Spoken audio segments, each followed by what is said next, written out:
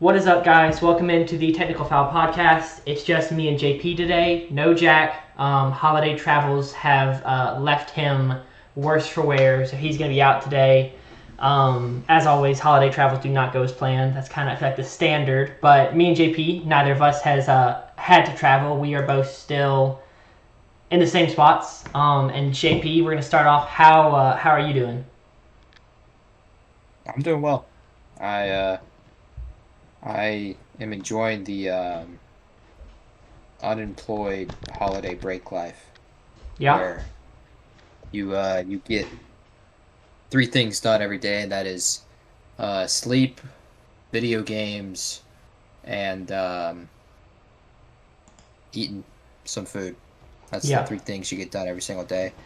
I've had a few family things that I've done, but other than that, it's just been chilling. Yeah, Been doing that's absolutely nothing. exactly what I've been getting to enjoy is a lot of Minecraft with the siblings, going to see a late night movie tonight with some cousins and family who are coming into town today. So yeah, I don't like calling myself unemployed because I'm not a college student either, but I work, I've got a part-time job and then this podcast, and so, I get to live maybe the best of both worlds. With no basketball game, with no sporting events to work in Starkville, I'm here home getting to enjoy the kind of unemployed life, which is pretty fun. So yeah, lots of sitting on the couch. So that's been enjoyable. We've got a long show today. I expect. Last time it was me and you, which is a rare occurrence. We went for a while because it turns out you take Jack out of the equation and I start talking a lot more. So we've only had this happen I think twice, maybe once, where it was just me and you with no Jack. So we'll see how much we end up yapping, but we're gonna talk college football playoff because we didn't have a Sunday show, and then we're gonna talk NFL review, talk about the 3 games we previewed this last weekend, and then we will take a quick look at 3 big NFL games for this upcoming weekend, because we will not be doing a Thursday show. That is on Christmas Day. And so we'll see how long, and then of course we will have the pyramid. We're hoping Jack texts us the totem pole so we can do a reveal of that, which would be awesome. Hope to get that out there because, like you said, Totem Pole had a great week last week, so we need that in for financial purposes as well as podcast purposes. Yeah. My model, I believe, went 4-0 in the playoff. I believe I predicted all 4 games correctly. The 4 winners, which included 2 upsets, which I was not expecting. I said on Thursday? Yes, Thursday, that I did not feel good about picking Miami and Alabama to both win. The model had both those teams as, the better team, power ranked higher. So I was not super excited for that, but then it was right. So I can't really complain. Now I get to double down and be like, I knew all along.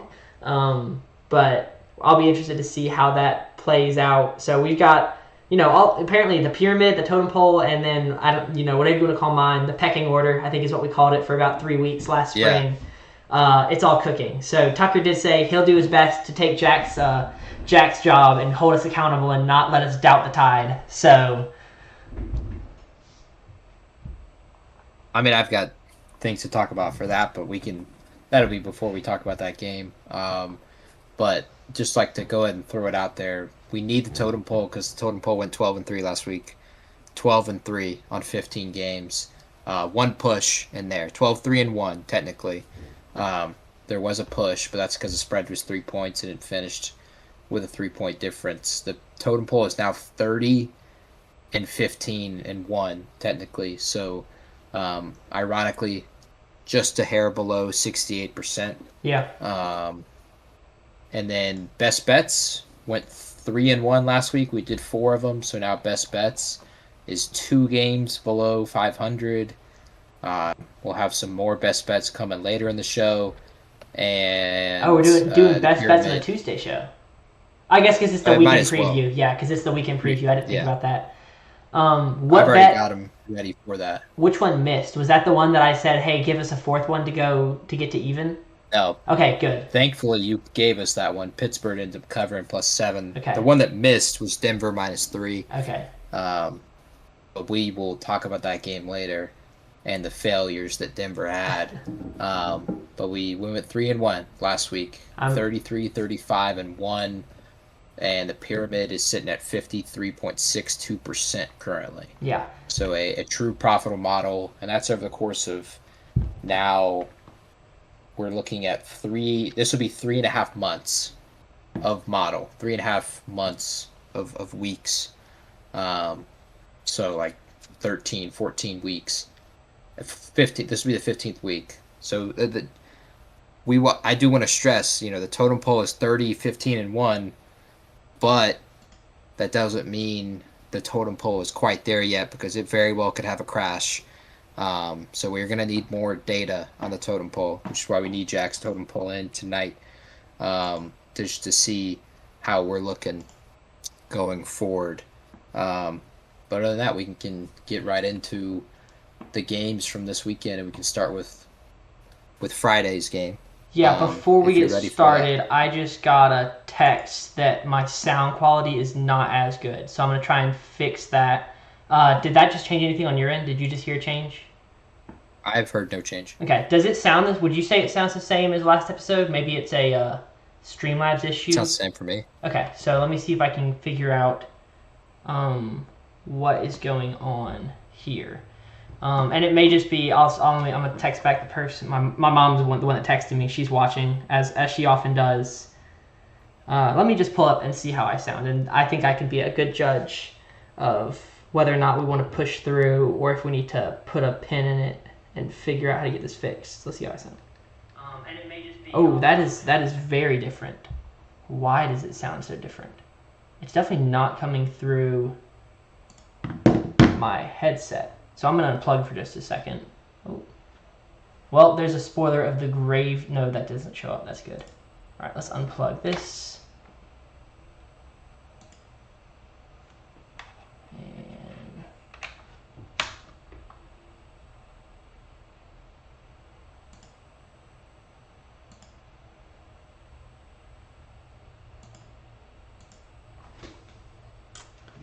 all right. Let's see. My mom was the one that texted me. She's watching. All right, let's see how it sounds now. I'm hoping that fixed it, and then if not, it sounds good enough, and we will just move on. I'm just kind of a perfectionist, so I would hate. Oh, that is. All right, let's see how it sounds now. I think that's fine. Let's push on. Let's get into the review. If not, it sounds good enough. Let's get into the review of Alabama at Oklahoma. With no Jack here, do you want to do the intro, or would you like me to do that? Doesn't matter. All right, I can do it. Give me a sec to pull up the game. Over here, my other screen. I'll go and get up there. First college football playoff game of 2025. Alabama travels to Oklahoma, Norman, Oklahoma, for a rematch of a regular season matchup we'd already seen once. A game in which Oklahoma was able to dominate the turnover battle, and that kind of gave them the advantage in that close game in Tuscaloosa. Here in the playoffs, the rematch is not in Tuscaloosa, it's in Oklahoma. And now Alabama gets the win, 34-24. It really was not what I was expecting. It started off 17-0 Oklahoma, I believe. It got to the point where I jokingly said to my family, I was like, oh, well, I'm going to turn this game off and go play Minecraft because it's Christmas break, and that's what I've been doing with my siblings while I was home. I did not turn it off. We left it on. I did pick up my computer and dabble a little bit, farms to build and all that. But Alabama comes back. They complete the comeback. They come back and win 34-24. John Mateer just, I feel like, completely changed in the second half of that game. It just was not at all the same offense we saw for the first quarter. So let's dive in. JP, if you want to get us started on some of your takeaways. I mean, the first one is just the way it started. You can't have a better start than the start that Oklahoma had. Point blank, you can't have a better start. Alabama on their first 3 drives are 3 straight 3-and-outs, and OU scores 17 points in those 3 drives after the 3-and-outs. So they're scoring immediately, and they're scoring from afar too.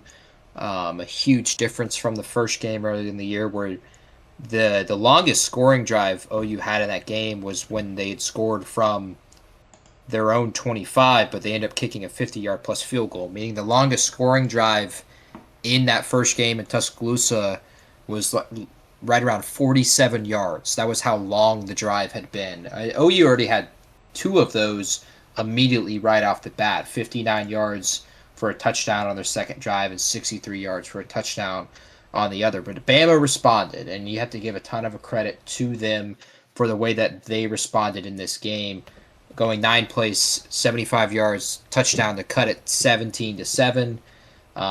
Right after that, you have the terrible punt in which the punter doesn't go to kick the ball, and it's what the punters do on the sideline when they're practicing dropping the ball.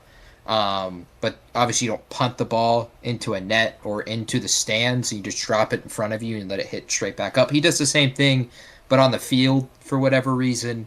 OU's able to survive that, force a field goal, and we go into half following a pick six the very next drive from John Mateer, 17 all, and just like that, it is swung completely on its head. And the stats at halftime, I took pictures of them because I knew that they.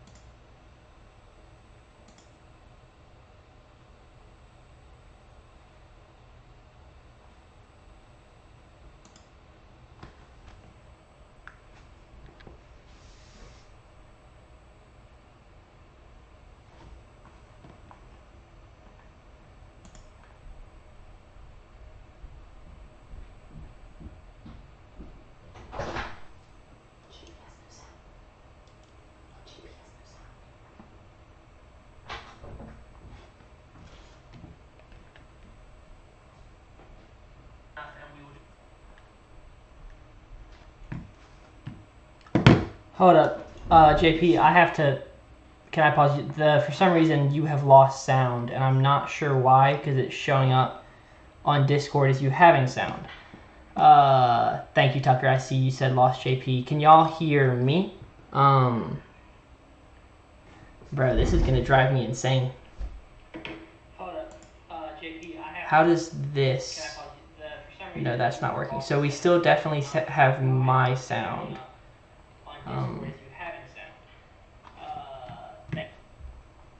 Let me look at this.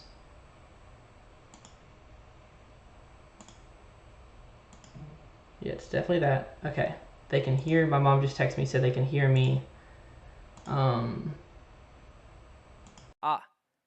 Does that change? I wonder if that will change how I sound. Maybe I fix that problem, which doesn't fix.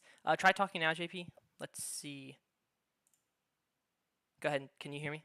Hello, hello, Yeah. hello. Cool. Let's see if that fixes the issues we're having with you.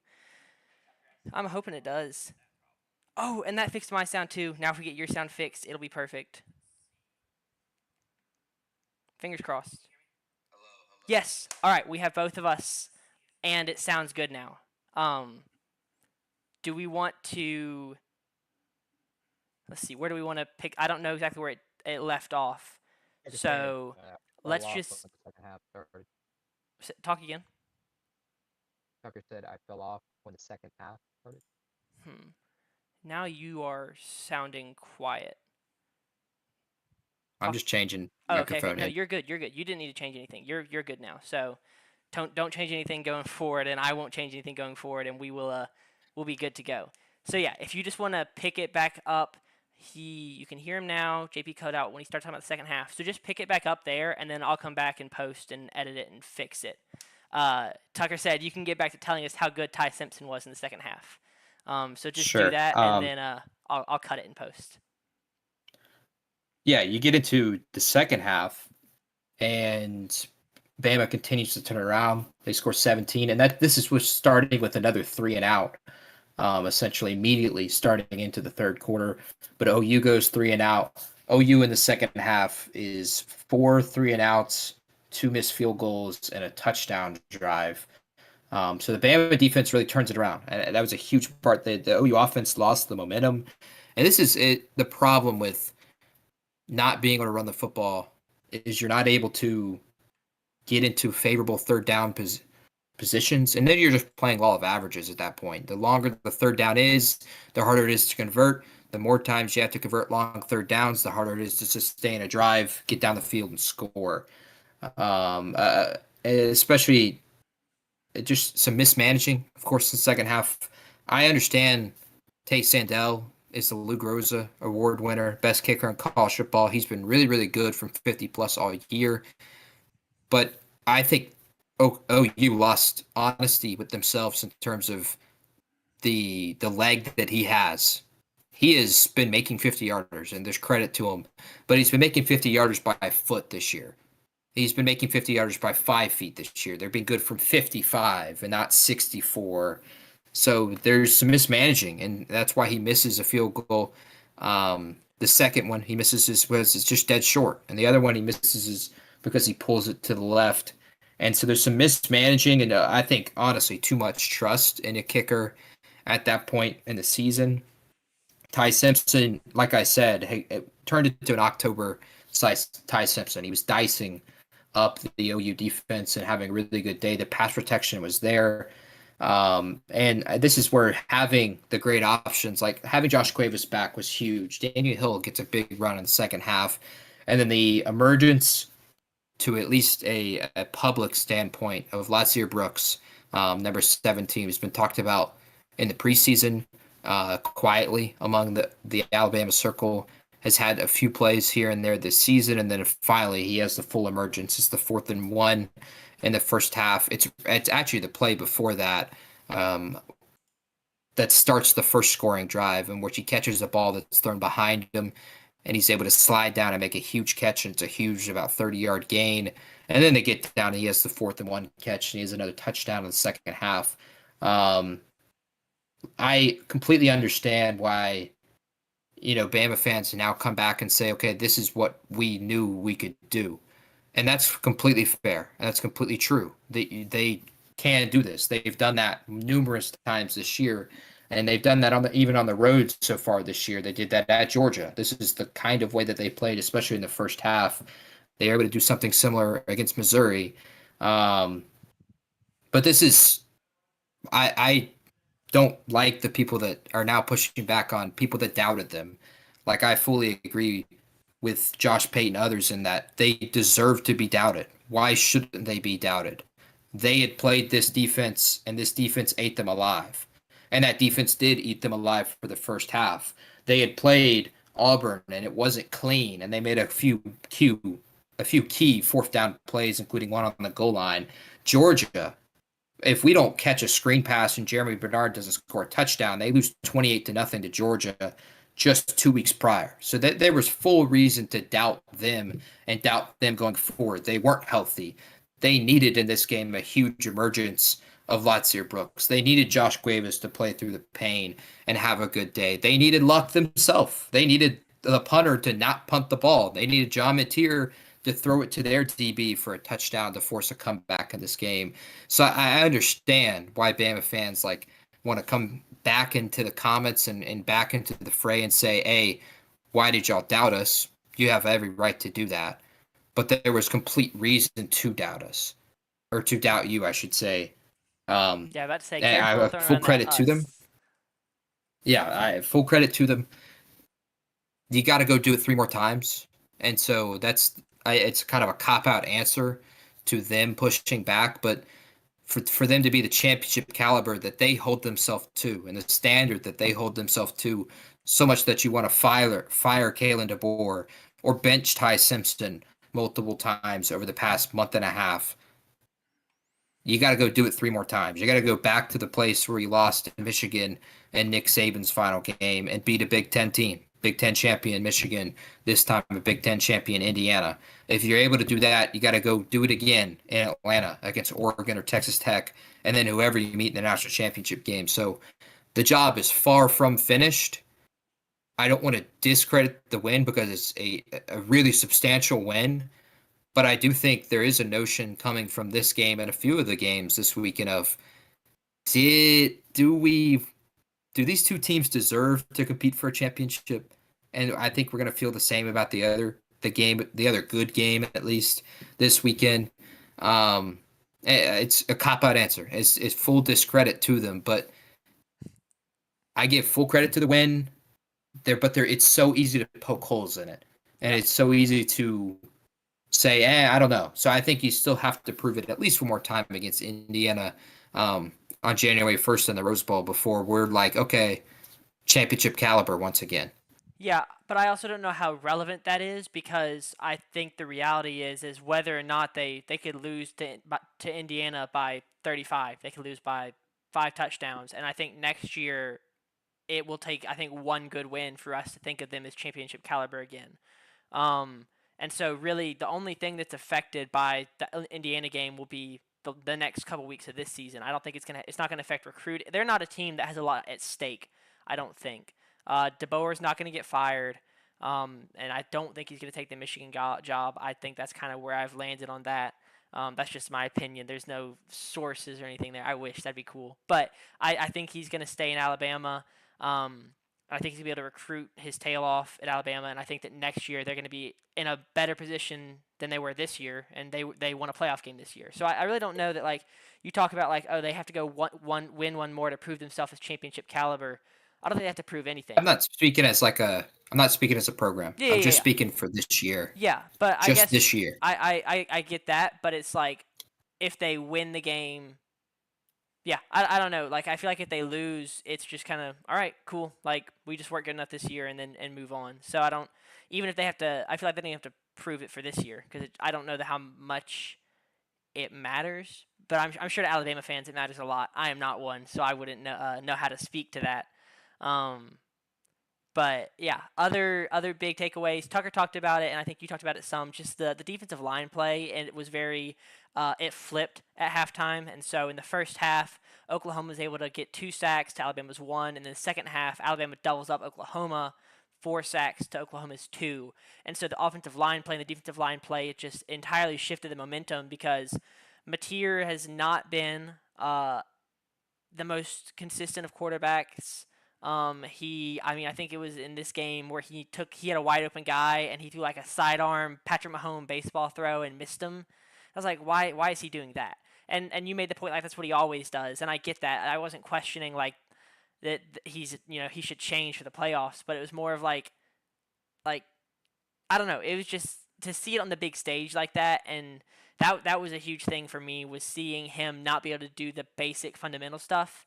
He can flash with his legs and he can make some of the high end plays and the highlight stuff, and he can run, but he's just not the guy you want to just sit back there and make passes, and that's what he had the opportunity to do in the first half. Like I said, the offensive line only allowed 1 sack in the first half, and so maybe they left some meat on the bone as far as the first half went before that defensive line for Alabama really settled in and was able to really give it to them in the second half. So I think that's kind of a big takeaway for me John Mateer is going to be the quarterback at Oklahoma next year, I imagine, unless Arbuckle leaves, and maybe then Mateer leaves with him. But I'll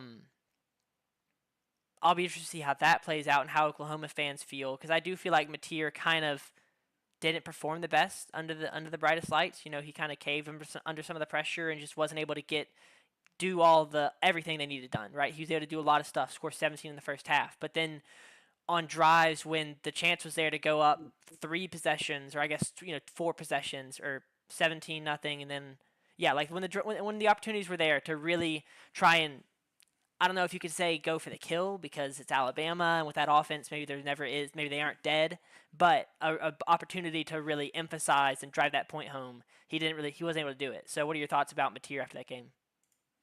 Well, I think something that is lost a little bit too much in the this era of college football is because this sport has become so professionalized and because these players are getting paid so much money and there is so much anticipation, and when they have a great day and a big moment, you just expect that to continue on. But there are no perfect quarterbacks in college football. There's maybe one a year that we get, and they end up being a consensus number one overall pick in the draft. You There's maybe two to three quarterbacks that are like consistent, are going to be okay. It's probably going to be an NFL starter.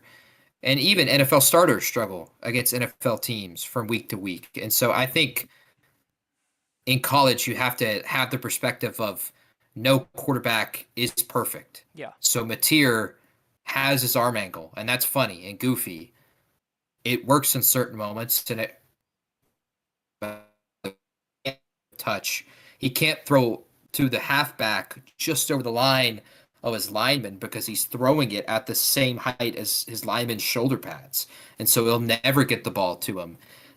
He gets happy feet when he gets pressured. A ton of quarterbacks do that.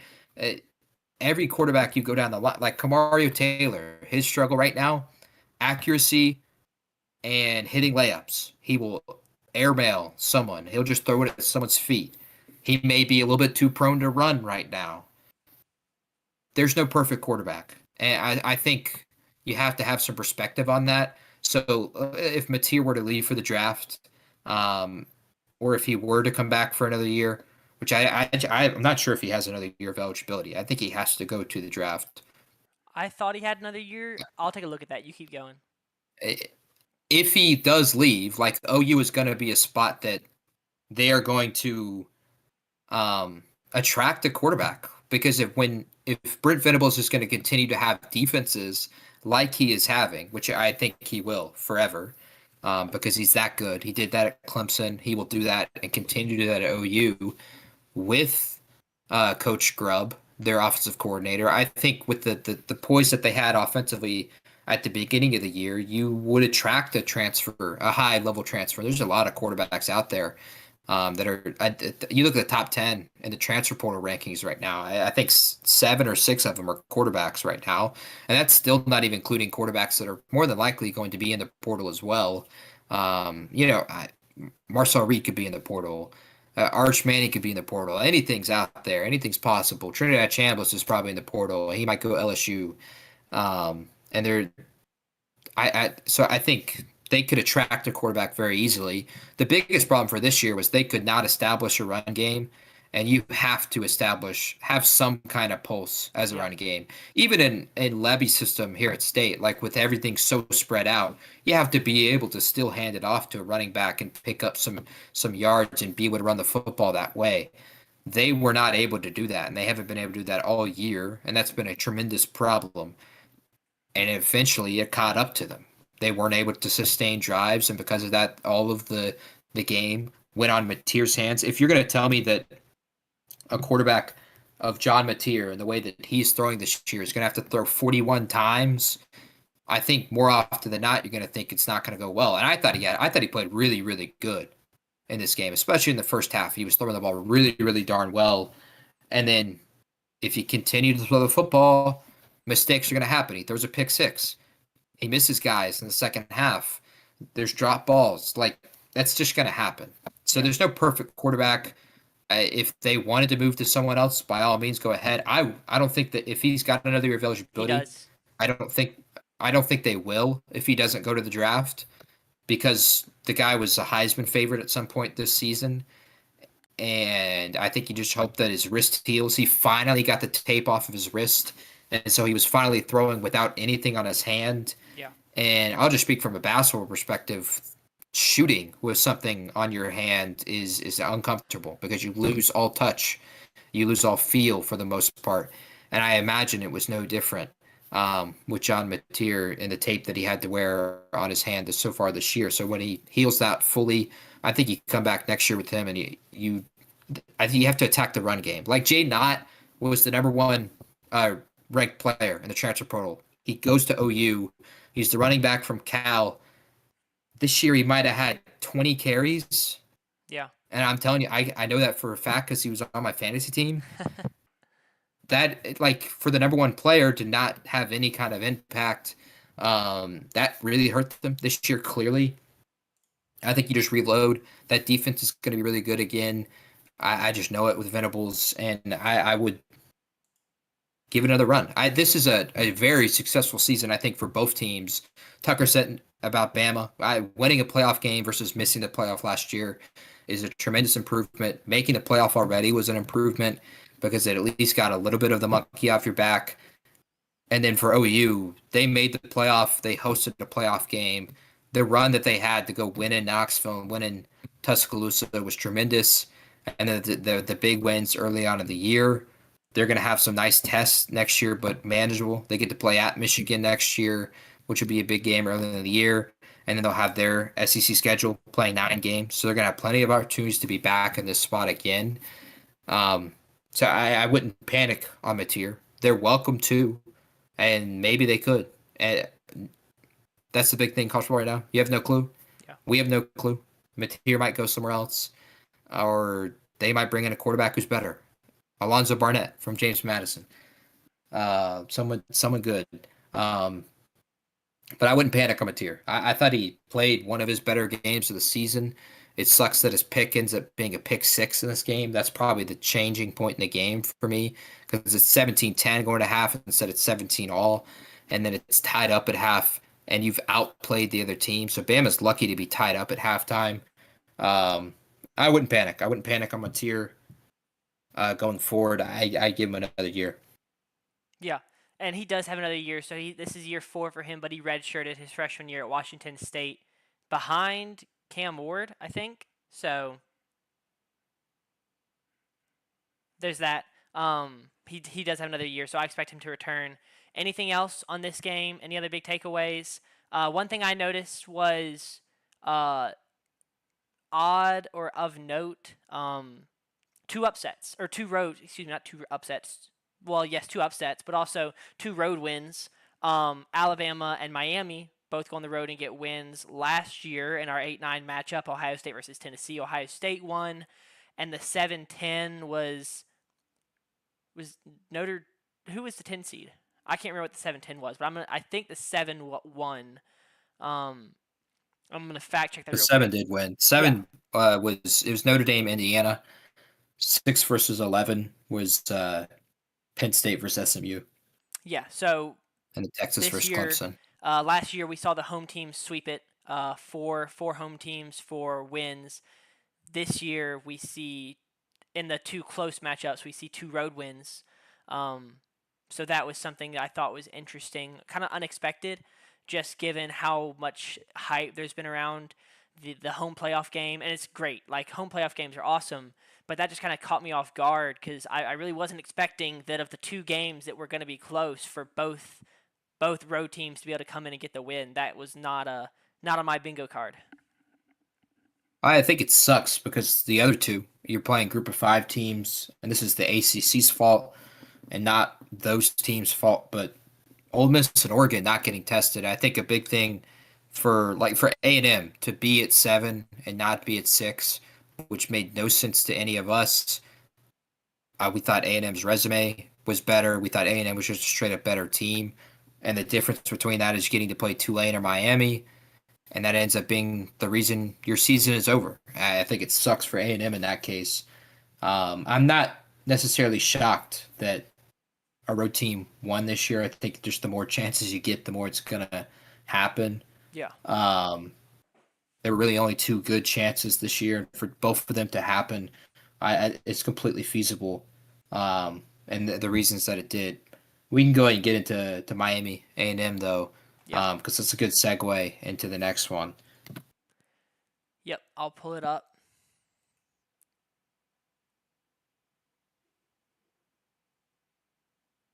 Or try to, at least. My computer is running so slow tonight, and I do not know why. But we're going to power through and make it work. I'll go and get started.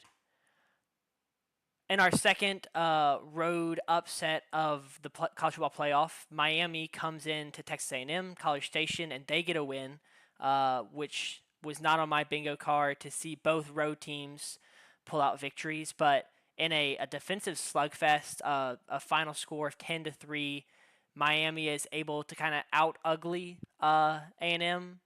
In our group chat yapping, it's us and a bunch of our college friends. Jack, our co-host, referred to it as a mid-off, which was, just kind of, I feel like an Aggie fan accepting his fate, the battered Aggie syndrome really doing its work, but really just not a high-scoring game, not flashy by any means, but still an entertaining game. JP, what were your takeaways and your thoughts?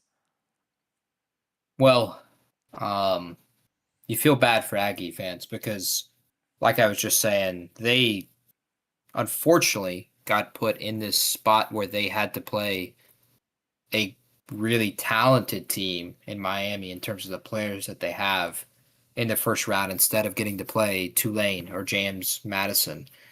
And you could argue it's their own doing. They should have went and won at Texas to guarantee the SEC championship spot, more than likely guarantee the top 4 seed, and they wouldn't be in this spot. But still, I think there was plenty of argument for them to be in the 6 and not be where they are, one spot higher.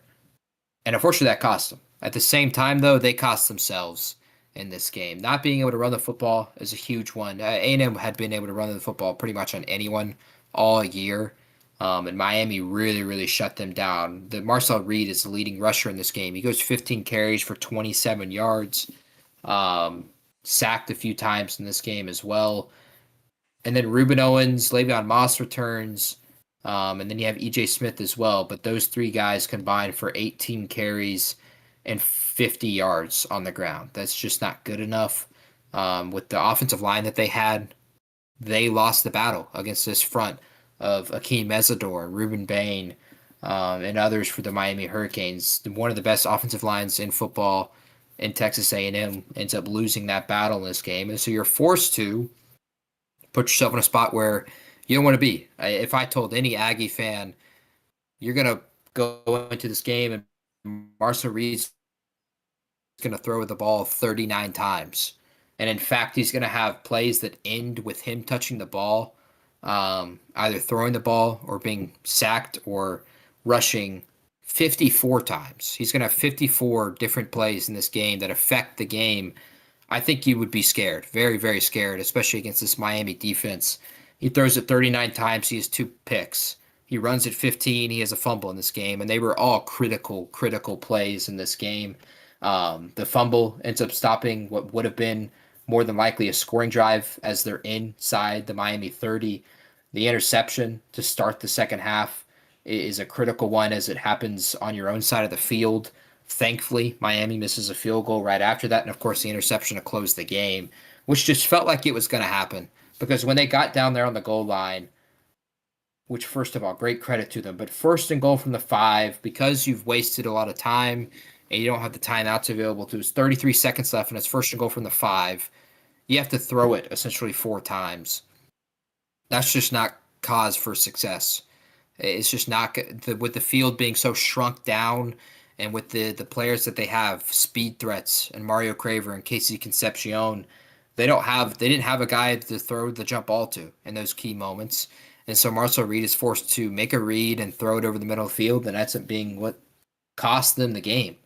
I think A&M lost this game, and I that's the only way. That's the only takeaway I really have is the big one is just A&M lost themselves this game. I don't think Miami made enough plays, but Miami was not trying to win the game, clearly. They were running the ball well with Mark Fletcher. He runs for 170 yards, but Carson Beck threw for just over 100. They really had only one option outside of Mark Fletcher and Malachi Toney in this game, and he has a critical fumble as well in this game. And then, of course, the field goal troubles. They missed, 3 field goals in this game in critical spots. I know it was a windy day, but Miami was not trying to win this game. It was all right there out in front of A&M. And unfortunately for them, they were put in the reality of Marcel Reed has to go and beat the Miami Hurricanes because they couldn't run the football. And that's just not a formula for success. It's not going to be a formula for success for them this year. If Marcel Reed returns in the future, which is a huge conversation now, and that's unfortunately reality. Like we just had the conversation about John Mateer. That conversation would not be had prior to COVID. Like that, we would just say, okay, Marcel Reed's coming back next year. Okay, John Mateer's coming back next year.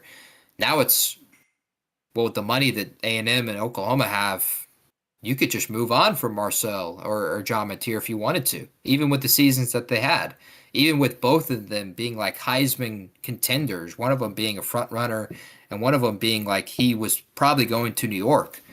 And then the season flips, and all of a sudden you might not want your fan base might not want you to play quarterback for you anymore.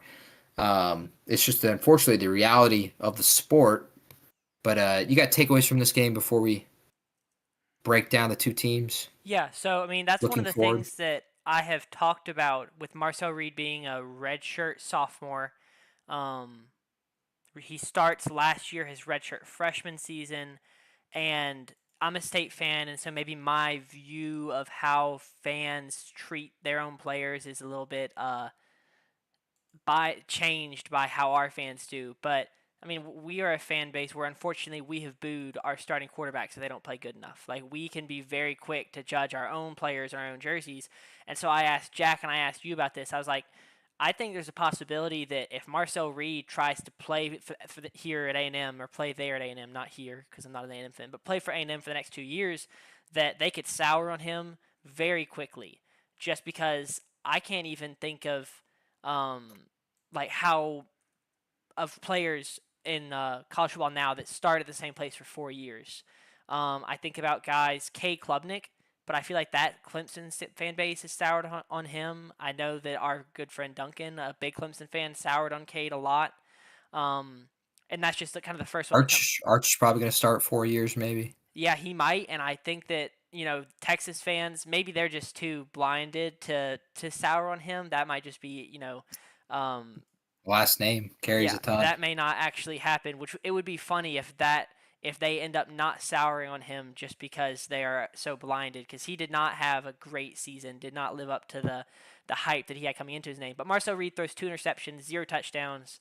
And so just this is the kind of performance that I was worried would lead to A&M fans potentially being out on Marcel Reed and pushing him out before he's able to give a full 4 years there. The 2 interceptions, it was just not a great performance by him. And it felt like a game. It just wasn't a good sign when I spent the whole game thinking that A&M was going to need a defensive touchdown to win. That's not what you want to be thinking when you're watching the game. Is if they don't get a pick six or if they don't get a punt return for a touchdown, I don't think they're going to win. And that's kind of how the offense looked. And you talked about it. It was a run game. It was the interceptions, just not great at all. And we talked about it in the preview about how one of the things we thought would impact the game a lot would be the loser. Not the loser. The loser would have the worst quarterback play. We talked about Carson Beck and his turnovers that he's thrown this year. The games that he's had against SMU and Louisville, I believe. Last year, some of the games that he had at Georgia, and his just tendency to not play his best against the best opponents. And then we talked about Marcel Reed's interceptions, and Marcel Reed wins the interception battle, 2-0. He throws his 2 turnovers, and Carson Beck is able to stay clean in that stat. So I think that's kind of a big takeaway is we were right on the quarterback situation. Now I don't think either of us were expecting a 10-3 outcome. I think we were expecting maybe like 28-21 with a couple picks from each side. But I mean, and not necessarily. I kind of felt coming into the game. I know I said it on the Thursday show that I felt like this game was going to be lower scoring than the Alabama Oklahoma game. It really kind of profiled as a defensive slugfest because even though you have all the explosive players on both sides, you have quarterbacks that are prone to turning the ball over anywhere on the field, literally anywhere. And so that meant that drives were going to stall. Now, I didn't expect Miami to miss 3 field goals, and that's the reason their drive stalled. But Marcel Reed turning the ball over 3 times was completely in a spot for this game. I think early on in this game, while Marcel hadn't turned the ball over yet, Miami felt, I think, on their sideline that, oh, we can just win this game with our defense. And I'll give him the credit for it, but it can't not be stated that last year we're talking about Miami as a team that can't stop a nosebleed. Yeah. They couldn't stop Syracuse. Syracuse just went up and down the field on them. Haynes King went up and down the field on them, and that's their two losses in ACC play. This year, they've completely turned it around from a defense perspective. They were losing games because Carson Beck was turning the ball over. And so I think maybe early on in this game, it might have been the game plan altogether, is they came into this game and said, if we can run the football to some kind of degree, let's maximize, or I should say minimize the amount of times that Carson Beck has to throw the ball. Yeah. And so he only throws it 20 times in this game. And so you're able to avoid the interceptions that way. You're able to avoid him turning the ball over and him losing the game. And that is because they've turned that defense completely around from last year. And it is really, it cannot go understated. It is a tremendous turnaround. It's like the Oklahoma turnaround, except Oklahoma went from Lincoln Riley and no defense. They switched coaches, and that was a huge part of it. Mario Cristobal's still there. That Miami staff is pretty much the same for the most part. They've really turned it around this year. They've had, of course, huge playmakers, a top 5 pick, a Ruben Bain, probably another first-round pick in Hakeem Mesidor. But that defense won them the game. And that is something I don't think if you told a Miami fan last year that was going to happen the following year, I don't think they would believe you, considering how the defense played last year, where the defense, it was another one of those defenses that failed on a potential Heisman quarterback and a top 5 pick, like the Jaden Daniels LSU defense. Cam Ward was no different last year with Miami. So the turnaround that they had needs to be praised. I fully praised. Their defense won them this game entirely because their offense was not trying to, clearly, with all their missed field goals and mishaps. That turnaround is impressive. And I know coming into this game, there's no Miami fans in the chat, so there's no one to point me out. But I said I felt like they had to prove that they were back. They had to prove that this was the brand that they had been in the early, or the very start of the 2000s and the 90s, a brand that we have never seen be that elite. We've seen them get to spots. We've seen them make the ACC championship game and then flame out. We've seen last year with Cam Ward, them having a Heisman Trophy winner but no defense, and he loses to Syracuse and Georgia Tech on the road. What a turnaround for them. And they have a tremendous opportunity to go be competitive with Ohio State and maybe really, really turn around the Miami Hurricane brand.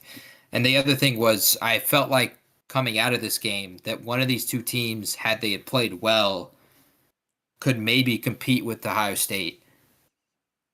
I don't feel that way. Yeah. I think you were right in that case. I'll give you credit there. I don't think either of these teams are, especially Miami, since they're the team advancing, I think they're going to need a lot of defensive help to upset the Buckeyes in Jerry's world. Yeah, I'm really glad you said that, because I had that in my brain. It's a point I wanted to bring up was y'all's point last or on Thursday about how, like, there's a possibility that the winner of this game looks impressive enough that either Jack or JP, we might pick them to beat Ohio State next week. And I was like, I don't know what y'all are expecting to see, but that is not what I expect to see. And I think we got more of what I expected to see. 2 good football teams, really good football teams, but not a top football team from either Miami or Texas A&M. And so, yeah, I'm really glad you brought that up, because I'll be interested to see, we've got spreads already. Do you know what they are? That's the biggest spread of the second round, is that game between Ohio State and Miami. That spread is 9.5. It's 10 in some spots. It is the biggest spread. The closest spread is Oregon, Texas Tech. The other 2 games are touchdowns, but this is a 9.5 point difference between these 2 teams. This is the biggest spread of the second round. Yeah, I think I will comfortably say I will not be picking Miami to cover 9.5 against Ohio State. I mean, Miami, if depending on how that offense plays, they might just not score. Miami also, I mean, this was a funny moment that I just want to share for everyone who's watching. So Miami has it was a long pass no, it was a punt return, long punt return. Could have been a touchdown. No one, I didn't see anyone else talk about this, but I was frustrated by the lead blocker who's just like, you know, airplane into the end zone with his guy behind him who gets shoestring tackled. I was like, if you turn around and make that block, like just chip the punter as he passes by you, you do score there. So the lead blocker is out in front, shoestring tackle. Later on in that game, we were talking about, oh, well, it could have been a lot worse for A&M. I mean, Miami could have had a touchdown there. Instead, they come away with nothing because that was one of their many missed field goals. That was just a funny moment because Jack and I think Morton, Chrome, you might have been in there as well, saying that, well, I mean, it really could have been a lot better for Texas A&M because we had so many missed touchdowns. And we were like, yeah, but that was a little bit different than like, oh, you got across the 50. Mhm. This was a guy that was 3 inches away from the end zone. If that punter doesn't, it was whoever made the tackle, I don't remember who it was, but whoever makes that tackle, if that doesn't happen, then Miami scores a touchdown there. So that was a funny moment Yeah. with A&M fans trying to maybe smoke a little copium there and defend how close or how much better it could have been for A&M. Because it did not really feel like that watching it. It'll be an interesting matchup, Miami versus Ohio State next week. Do you have any other takeaways from this game? I think I want to give, again, with these two games, even with the way this game went as well, it's another for both. Both teams had a very successful season, and they should take away nothing but, um, high feelings for this season. A&M not going 8-4, a tremendous success. Being where they were in terms of a national brand, how they were being talked about as a top 3 team for the better part of a month and a half. Mike Elko with what he's building there to avoid, at least for now. Look, there's still some buzz. Maybe he goes to Michigan. I don't believe it. I don't believe it, just like you don't believe Kalen DeBoer is going to Michigan. But they have avoided him taking the Penn State job or some other job. And so you're going to get to continue to build there as well. And I think maybe from a development standpoint, you saw a lot of pops. They hit on the transfers in Casey's Concepcion and Mario Craver. Cassius Howell pops up out of nowhere, and now he's going to be a first-round pick. Torian York had a tremendous season this year. Their DBs was really their only weakness on pretty much the entire team, outside of maybe running back health. You'd argue with Le'Veon Moss and Ruben Owens even at times. They had a tremendous season, and so all credit to the Aggies. They have a lot to build towards. Again, that conversation is going to come up, and I wish Jack was here because I'd love to have it with them, but we'll have it. I think we'll have it at some point. We definitely will. Marcel Reed, is he the quarterback going forward? I think there's going to be some buzz in that fan base because the 2 losses in large part were due to him and his play. Being down 30-3 in large part was due to his play. Now that due to his play, though, in the second half, they made the comeback for South Carolina. Due to his play, they end up winning the Notre Dame game on the road because he was electric. So that it's a two-sided or two-edged sword there. But I think there's going to be conversation for him as the quarterback going forward because it was shaky already coming into the year. We were concerned about his ability to throw the ball down the field, his ability to read a defense, and that showed up in a few key spots this year. So for the Aggies, tremendous season, a lot of questions going forward, a lot of things you have to solve. But they should be on the upcoming. I don't think a lot of people are going to be picking them to go 8-4 next year. Although I don't know the schedule off the top of the head. And on Miami's case, again, they have to go to LSU again. That's the only one I remember because Jack was complaining about having to play there back-to-back years. They'll host Texas. I know that much. For Miami, they win a playoff game, turn their defense completely around, and they have, like I said, a tremendous chance to really, really change the brand that they have there and really maybe put Miami fully back on the map, which they're already, to a degree, back on the map. But to go out and beat Ohio State is a statement. I don't think we've taken enough weight from what Indiana did in beating Ohio State in the Big Ten championship game yet. Yeah. because that has really, really changed the narrative. And Indiana doesn't have the talent profile. They have what, one 4-star, I think, that was a 4-star coming out of high school, and the rest of the guys are 3 stars and transfers coming up. So they made a tremendous statement. Miami's got a very similar opportunity to do that and put them really on the map going forward. Yeah, I'll go ahead and give my quick prediction for how you talk about Marcel Reed, and we can have this conversation, and Jack can give his thoughts. I'll go ahead and put my thoughts out there really quick. You are one of the most like head driven fans that I know. You are a fan with your head. It's what leads to the jokes about, well, this is what happens when you're a state fan. What do you expect? Expectations. These are all things that happen because you're a fan with your head, and I'm more of a fan with my heart, which those both have their pros and cons, and it creates some really fun conversations and some long, long arguments. I think what we're going to see is head coaches all use their head, and I think that so they'll still be in on Marcel Reed because they'll know that they're not going to find a college football quarterback that's going to go 48 quarters without mistakes. He's not going to go a full 12 games without mistakes. And so they're going to stay invested in Marcel Reed. I expect them to try and keep him. But what I also expect is that fans are going to get to start to like, it could still only be maybe one half every 3 or 4 games, like the Missouri game. But those start to stand out more, kind of like a sore or a scab, where it's like because you start to be aware of them because you've had that season. I think fans he's had this season, and so now they'll be looking for him and ready to like kind of like jump on that whenever it happens and to be more upset about it, more frustrated, and kind of use that as reasons to be frustrated with coaching staff and frustrated with potential losses or even close wins. That's kind of where I expect it to go, and that goes back to I don't expect quarterbacks to be able to start in the same place for 4 years, because if you start somewhere for 4 years, you either weren't good enough to go to the you weren't good enough to go to the NFL, and if you aren't good enough to go to the NFL for 4 years, like after 4 years, how are you good enough to stay at the same program for 4 years? That's a really hard, tight window to fit in. I don't think there's a lot of guys that can do that. So that's kind of where I land there. I expect the IQ, the coaches to stay invested, but I think the fans will be too emotional like me and start to get fed up with the Missouri quarters or the Miami games. I think we saw it in a little bit of our conversations in the final 2 games for A&M while they were going on, and that, well, who are you going to play besides him? Yeah. So if they bring in some kind of competition, whether it is a recruit or a guy in the transfer portal, then I think that conversation gets a little bit louder.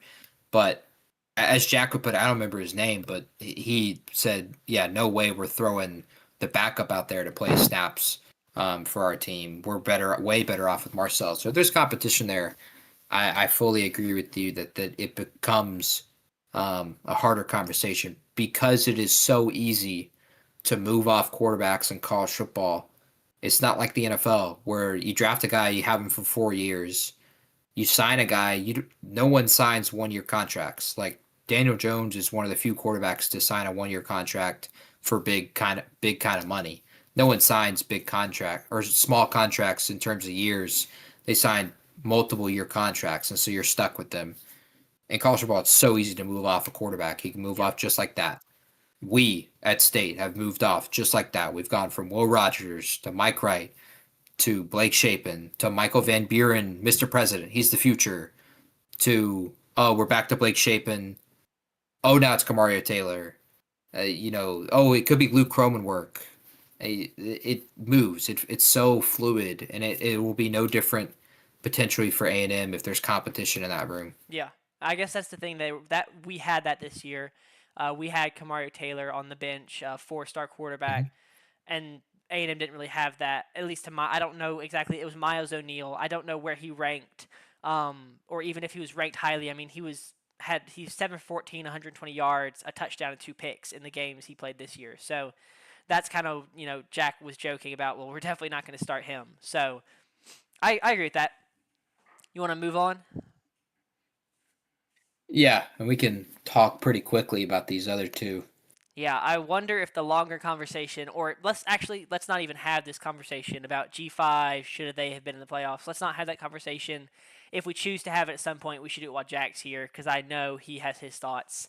I don't have a huge interest And I think we've already talked about it. You don't think that actually, we're not going to get into it.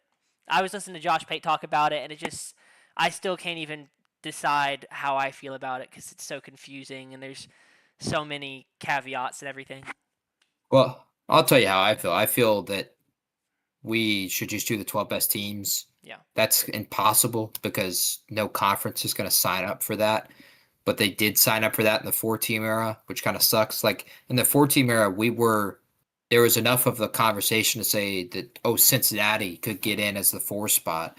And they had done enough. They had earned the right to be there. That wasn't given to them. They had went and won at Notre Dame that year, and they went undefeated throughout the rest of the season. Unfortunately, they faced up against Alabama and didn't really get to test them to really any degree because you're playing Nick Saban and Alabama in the playoff. It's not easy. Only Clemson wins those games. And then for you have other ones that you speak of. There's Boise State from, I think it was '09, and the UCF team that proclaimed their own national championship and were right there on the cusp. Last year, Boise State would have been in the playoff if it was just the top 12 teams. So there is a route for teams to earn it, and there's a route for teams to earn it without winning, big games. Like Boise State, their best part of their resume last year was a loss at Oregon close. That was the best part of their resume. So there's routes for teams to do it.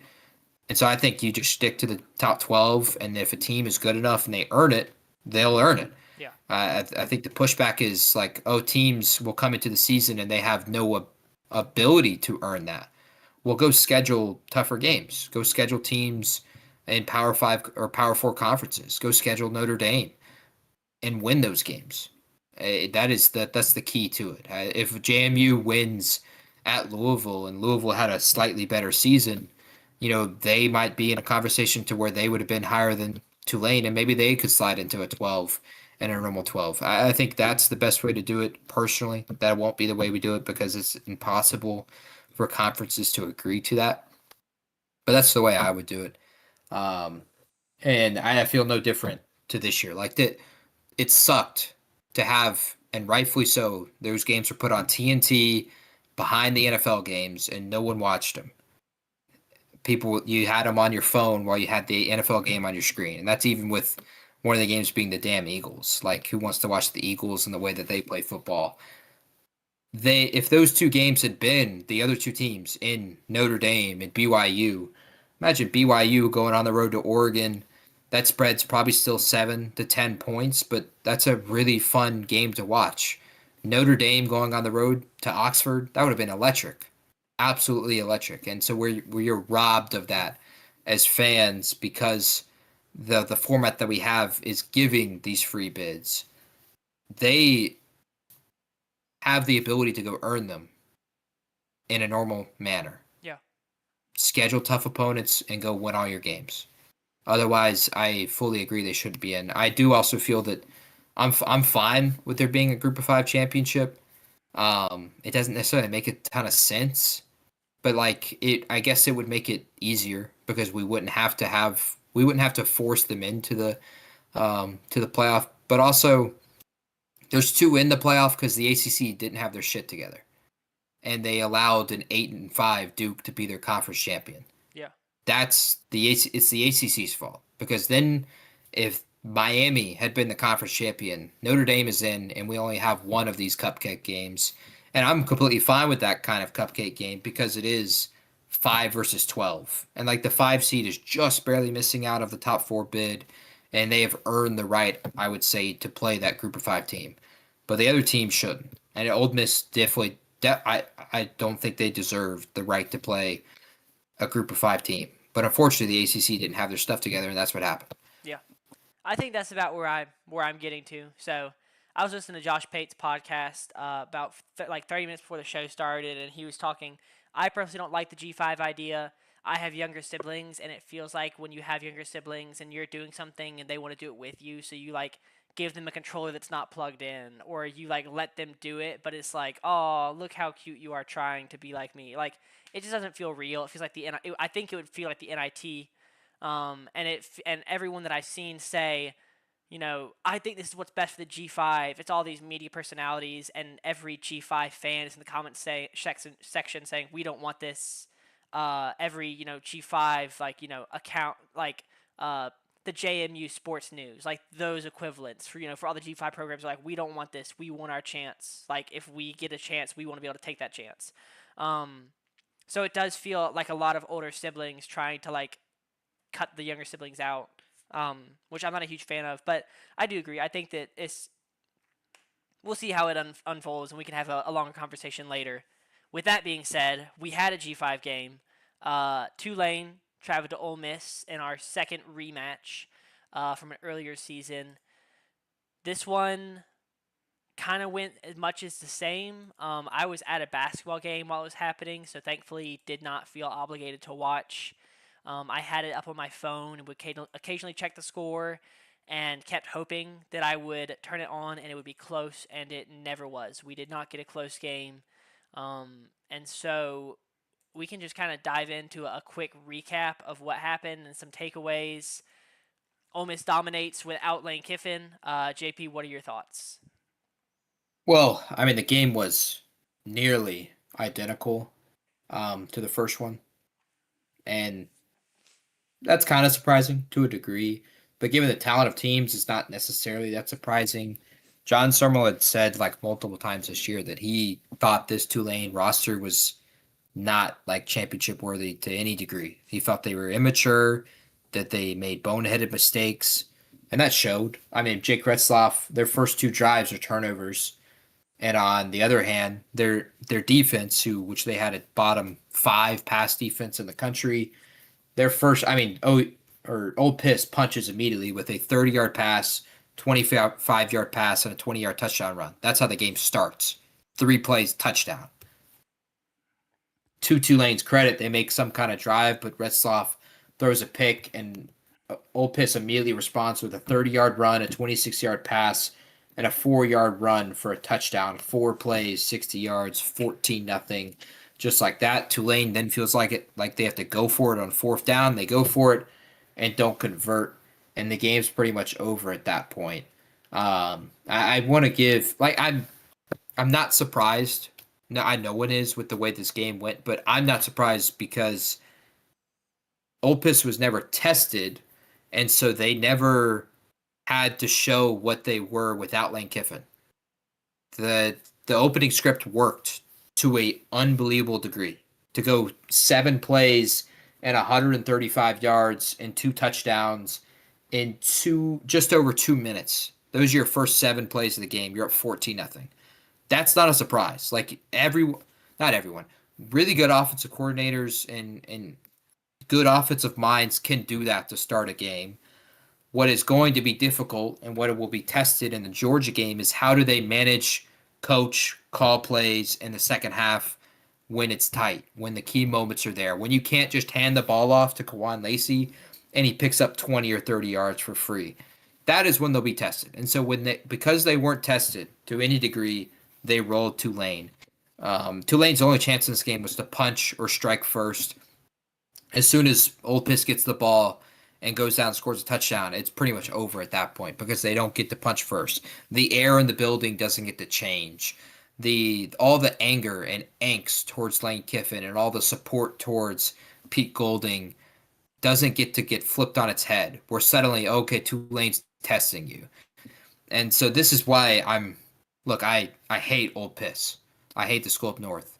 I wish they were tested because if Notre Dame comes to this game, Notre Dame's a favorite in this game, guaranteed, and they test them. And I wanted to see what they are made of. We won't see that until next week in the Sugar Bowl in New Orleans against Georgia in the rematch.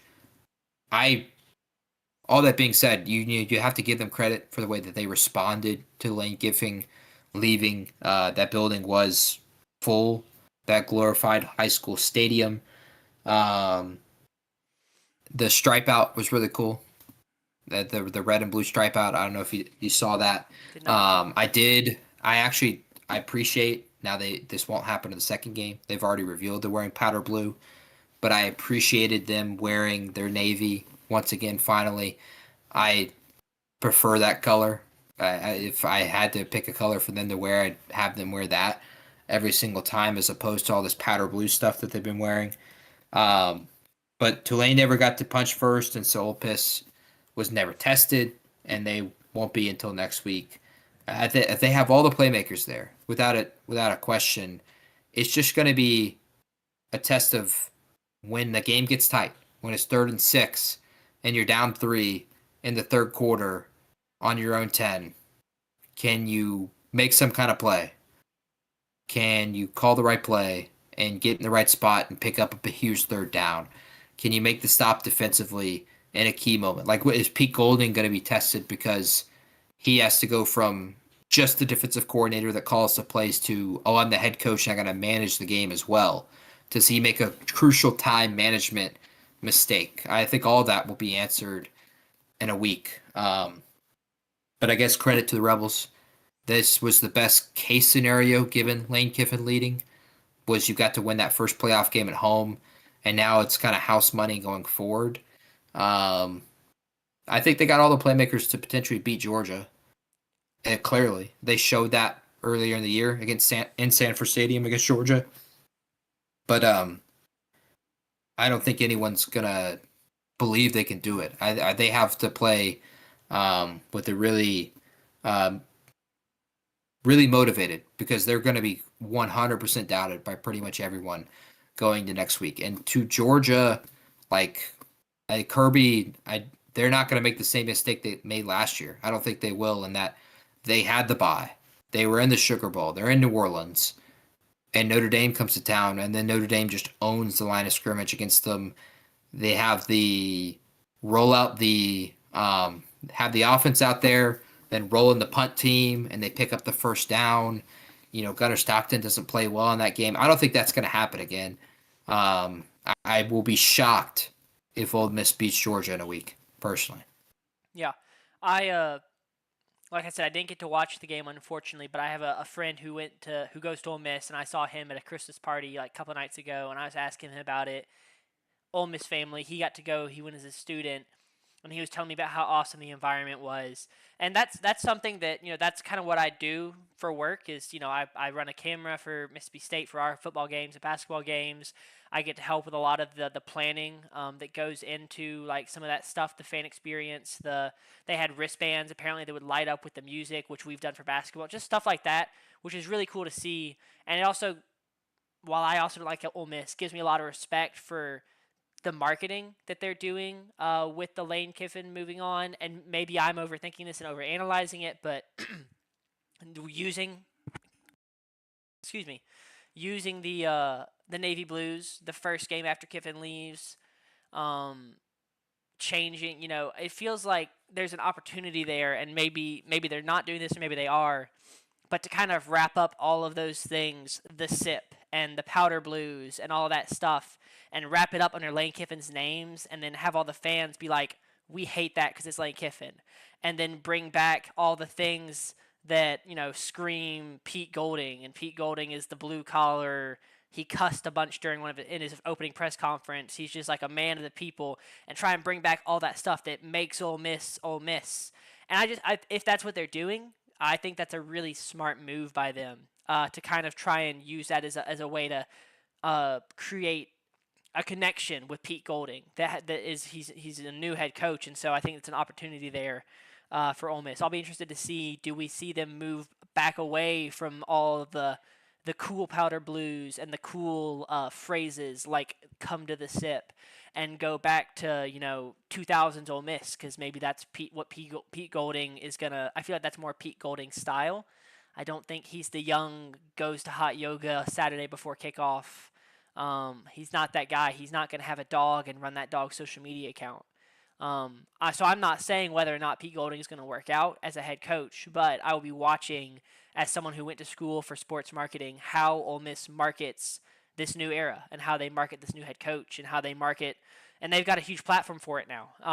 They're going to have more night games. They're going to have more ABC games, no CBS games, unfortunately, but they're going to have night games. They're going to have potential other playoff appearances. Who knows what next year will hold, but they've got great opportunities here to market themselves, to market their program. I'll be interested to see how they do it with the new head coach and the new era there. It depends on what happens on January 2nd True.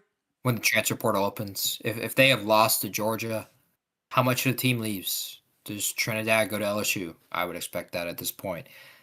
Do more players go to LSU as well? Do members of the coaching staff go back to LSU that are apparently on staff for LSU but are helping Old Piss right now? All of those things are on the table. Um, and so I really think it depends on how January 2nd goes. Not only the people leaving, but the people they're able to bring in as well. Quarterback play is such a tremendous part of it. No team in the SEC is competitive without good quarterback play and consistent quarterback play. It's not just having a talent, it's having a guy who will go out there and control the pace of the game, protect the football, and make a few key plays. DJ Lagway and Lenora Sellers are two of the most talented quarterbacks in the SEC, but they can't go out there and protect the football and make the key plays when it matters and control the huddle and control the game. That's what's going to be key and will tell the story for them is I think the portal, how many players go to LSU, who do they bring in as well? Because otherwise, I mean, personally, I fully expect them to kind of return back to their kind of norm, which is where we hope to be next year. An 8-4 team, a 7-5 team every year. Maybe they're competitive in a game at home, but I personally, I will be shocked if they continue this kind of competitiveness in the SEC going forward, especially when they move to 9 conference games because they've played no one in the non-con for all the past 4 or 5 years, and I'm just curious to see how they'll handle the 9 games in SEC play. That's another loss potentially on the board. So I personally, I fully expect them to return to the norm, and that's why, like, over the past 3 or 4 years, a lot of people have been really upset as state fans to how much success that they've been having.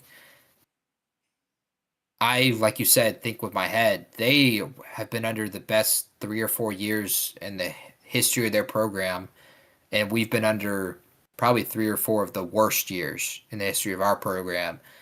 So I think you're just going to see a return to mean for both of them, and will be more competitive in terms of the two programs.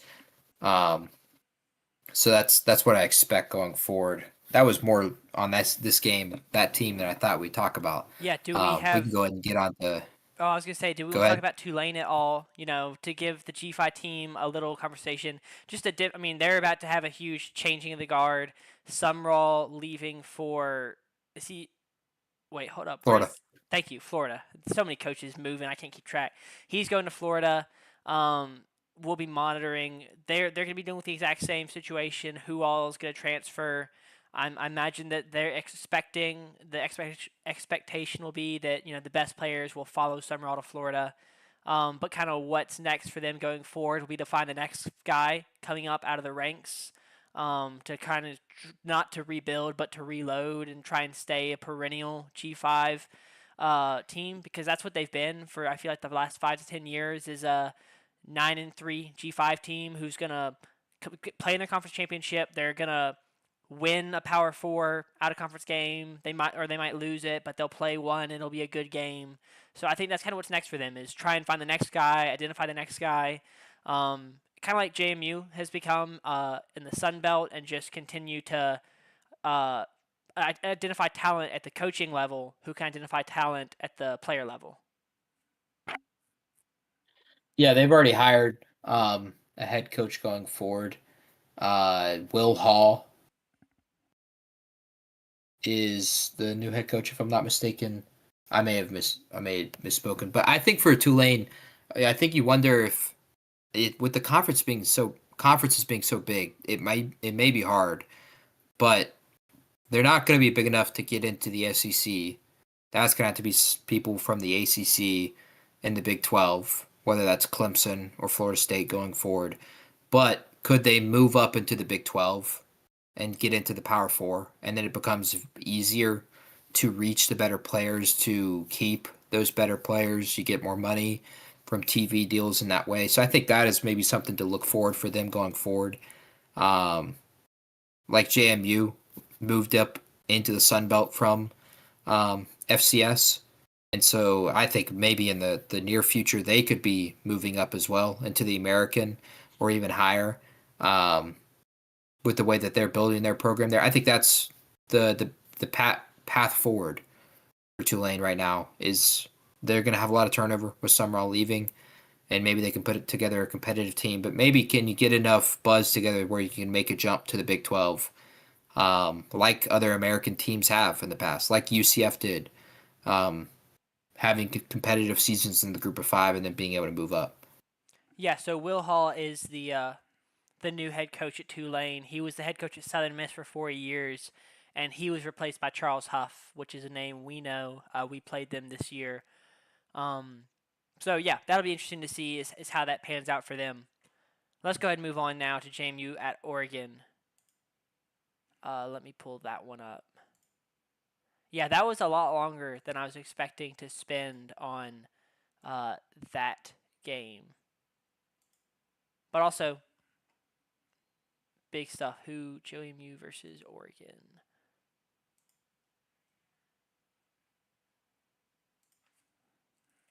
I should really. I'm not. See, I'm not. Jack knows. He starts pulling these things up before we move on. Like he knows it's coming, so he's ready. He's already got it up. I'm not used to steering here, so I'm more just kind of follow his lead with the graphics. But now we're ready to go. JMU travels across the country to Oregon, not by bus and not by scooter, but by plane. There were some reports that they used other traveling methods. I think like the highlights of this game were the weeks leading up to it, and it's one of the reasons that I advocate for G5 teams being left in the playoffs and being included. And I know that that's not a good football reason, but football isn't the only thing I like on the field is not the only thing I care about. I care about the other stuff off the field, and seeing JMU Twitter just kind of explode and take the national stage, which they wouldn't get to do if they were in the playoffs, was really, really cool. And so shout out to all the JMU Twitter accounts. I believe JMU Sports News was one of the ones that I saw. I could be butchering that, but if I'm giving credit to the wrong account, I apologize. But they were just hilarious. Every day there were tweets that were just. It started with the this Oregon team is slow. And they had taken an Oregon video that Oregon had posted. It was like slow motion, and they were like just watching tape. And this is a slow football team. And then Oregon accounts, burners or whatever accounts, they were not official Oregon accounts, but started replying with sped up versions of JMU. It's like, well, I don't know what they're putting in the water over there, but it's crazy. And so just stuff like that. One of the cool things that I think I've enjoyed about this podcast is our interactions with BYU fans. So it's moments like that where people interacting because of sports on social media and because of the stage, and we have our platform with 250 subscribers, not quite the same as playing in a playoff game, but it's just fun to be able to use this sports platform and fun to see other people using it. That's why I love seeing G5 teams given this national stage. But on the field, not a fantastic game. Oregon goes up, I forget, they were up 34-6 going into halftime. JMU makes it a game, ends up losing by 17, but not really an impressive game. Another game that was hidden, like you said, behind the NFL games on the TNT or wherever it was hidden, whatever channel it was put on. And then I've seen some cherry-picked stuff, or just people who talk about how JMU had I believe the most points and most yards of any team against Oregon. Mm-hmm. It's hard to kind of filter out what people are using as bad faith arguments, as Josh Pate would call it. He told you to prepare for those, but bad faith arguments about yardage and points, when the reality was that watching the game in the stints that I did, JMU was just so clearly out physical. It was never going to be. They were never going to have a chance. For a moment there, I hoped that they would. I'm going to do a U here. I'm just going to walk through a couple of the drives, or try to at least. Oregon gets the ball. Oregon goes down and immediately scores a touchdown. JMU drives down an 8-minute drive, and watching this drive, it kind of felt like, all right, this is, I think this is one of those, as you would call it, limiting the variance, right? The less drives that JMU, the less drives in the game, the more opportunities for Oregon to break big plays, the less opportunities for Oregon to break off big plays, the less opportunities for Oregon to force turnovers, things like that. And so JMU is having one of those Georgia-esque long, tantalizing drives, as you would call it, 8 minutes, but they go down and they get held to a field goal, which is really unfortunate. And then Oregon immediately answers 5 plays, 75 yards, touchdown. And now it's 14-3, and I think that was kind of the moment where it was like JMU has to, like, this is a must-score drive. They go down 4.5 minutes, and it felt very similar. So it was like, well, okay, can they finish the drive this time? They missed the field goal. Oregon scores 21-3, and then JMU goes 3 and out. Oregon scores 28-3, and I think at that point it felt like it was over. But what are your thoughts and your takeaways from the game? I mean, the pieces were there. Now you can't. The start of the game can't be Oregon scores a touchdown on their first 5 drives. That's just never going to work out. Had they enforced some kind of stop, the other key was you can't have the 2 long drives and them ended field goals. You can't be in the red zone twice and be forced into field goals. I felt differently about that first drive. It was more so of a, like when you're watching March Madness and, oh, okay, they're kind of keeping it close, but the underdog is keeping it close because they're hitting a bunch of threes. Yeah. JMU was 2 for 2 on 4th down, on 4th and 1 and 4th and 2 on that first drive. So it's like, oh, they're barely surviving because they're just picking up the 4th downs, or they're hitting all the threes. That's just not going to sustain itself. They're going to have to find more plays. The second drive, they're out down there. They have goal to go. 1st and goal from the 5, and they have a critical holding call, and it forces them back, and they can't score a touchdown. You're never going to win the game if you're going to give up 5 straight touchdowns, and you're just never going to be in the game if you cannot convert touchdowns when you're in the red zone against Oregon. And so they were out of it. But it was 34-3. In the second half, you give total credit to JMU for the way they fought back. Second half was critical to some of the public because JMU backdoor covers all over Oregon, including 2 drives in the fourth quarter that go 9 plays for 89 yards and a touchdown, and then 9 plays and 99 yards for a touchdown because their returner on the kickoff after Oregon kicked the field goal called a fair catch at the 1-yard line and dropped the ball, and it picked it up, and so they had to go 99 yards for a touchdown in a critical moment. I fully agree with you at the beginning of that. The weeks that we had leading up to this game, the 2 weeks, were fully worth it, this team being in, because it was great for the sport. Oregon and JMU fans, even after the game, talked about it with themselves of it was great to show that this sport could still contain like love between 2 teams, and it didn't have to just be hate week towards another team, that there was full support, and both guys were jumping into the bit. And JMU starts it, and then, like you said, Oregon responds with sped-up video of JMU. All of that was amazing, and it was great for the sport going forward. And it's great to see these kinds of brands have that. Boise State got to have that last year, where Ashton Jeanty is second in the Heisman, and Maddox Madsen, you get to learn about all of his brothers with all of their crazy names. And the Broncos are playing in the Fiesta Bowl. Where have we seen that before? With their Statue of Liberty play and the hook and ladder against OU. Those were great for the sport last year with Boise State, and the JMU was no different this year. So I feel you there in terms of giving this spot, especially for me, I would just give it the 12 spot unless they've earned higher, like Boise State earned higher last year. But giving it the 12 spot and giving that 5 seed a really what is viewed as basically a cupcake game, I think it's great for the sport, and it's great for these teams that the amount of celebration from the players and the buzz that they're going to get. The celebration when they got put into the playoff was electric. They're throwing streamers in their conference room, and then after the game, like you have everything that happened on Twitter. You have Dave Portnoy calling a JMU defensive tackle really fat, and then that JMU defensive tackle is on Barstool this earlier this week, and now they've I think they've agreed to have a race against each other. And so that's going to be great for him, the JMU defensive tackle, and then James Madison in general. So all of that is awesome. It's sad that you don't get a game that's necessarily as competitive, but what is so great about college football is the pageantry, the tradition, and fandom. Like there's no, it's completely unique because you aren't just like a fan of for me, I'm a fan of the New Orleans Saints because I've liked the New Orleans Saints all my life. Well, I'm gonna be a fan of the Mississippi State Bulldogs because I went there. I am a Bulldog.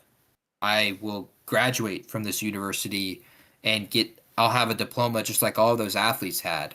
They are part of the student body like I am. You don't have that kind of thing in professional sports.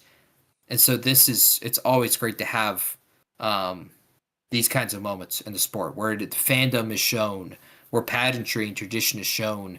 At the end of the day, though, it does suck that the game doesn't get to be necessarily as good and live up to the hype. But I think it's a fine trade-off. I'm fully for it. Yeah, excuse me. Let's talk about the game just a little bit and also what it kind of means for Oregon. JMU season is over. Their head coach is leaving. Chesney's going to UCLA. But for Oregon, they kind of are now in the same situation that was Notre Dame the 5 last year? No, it was Penn State. Texas was the 5. Texas was the 5, thank you. And they played Arizona State. But now we've got a Oregon who's in this situation where they kind of begin their travels, as we discussed a couple weeks ago on the show, and we had a lot of people saying that traveling doesn't matter. But Oregon now travels across the country to play in Miami.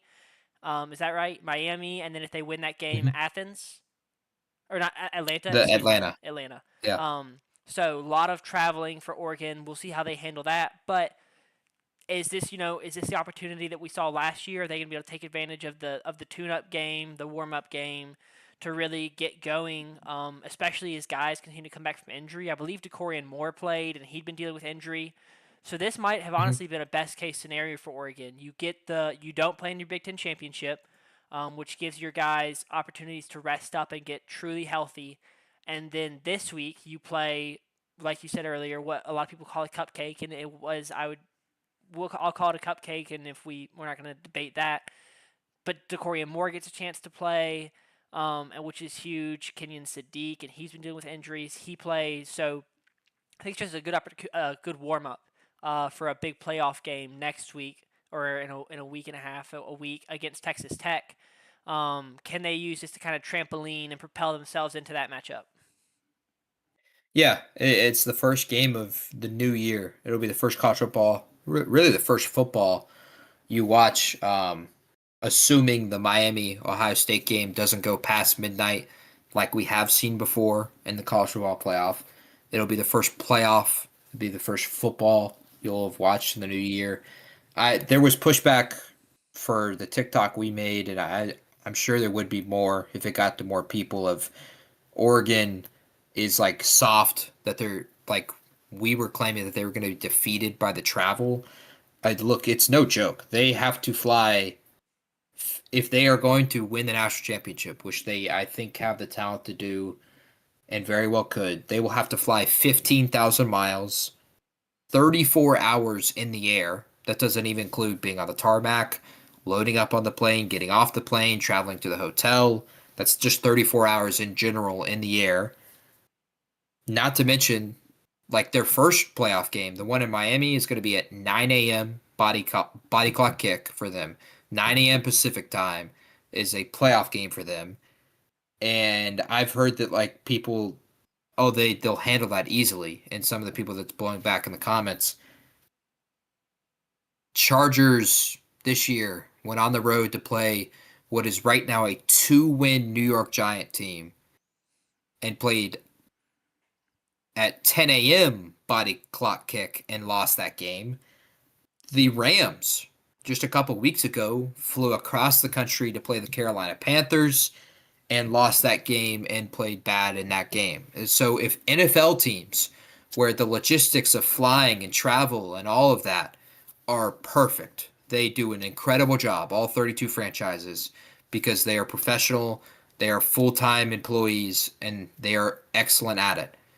If they struggle flying across the country, why am I supposed to believe that Oregon's not going to struggle? And I've heard some people say, like, oh, they could fly 3 days early if they had to. Well, where the hell are they going to practice? They can't practice in the Dolphins facilities because the NFL season's still going on, and so the Dolphins are still using their facilities. Not to mention, Miami hosts a game this Sunday, 4 days before that playoff game. They can't go to the Miami Hurricanes facilities because Miami's still in the playoff, and they've got a playoff game on New Year's Eve. So where are you going to practice? You're going to practice in the Miami Heat gym? Miami Heat are playing a basketball season still. The Florida Panthers are in hockey right now. Where are you? The Miami Marlins? You're going to practice at their facilities? That's like the only answer right now. So they can't do that. They're going to have to fly whenever they do and then stay in a hotel. And then maybe they'll have a day before for a walkthrough in stadium because it's during the week. I fully think it very well could catch up to them. And another thing is like both of their coordinators are already hired to be head coaches somewhere else as well. You're going to tell me they're not going to be distracted about their future as a head coach at another program.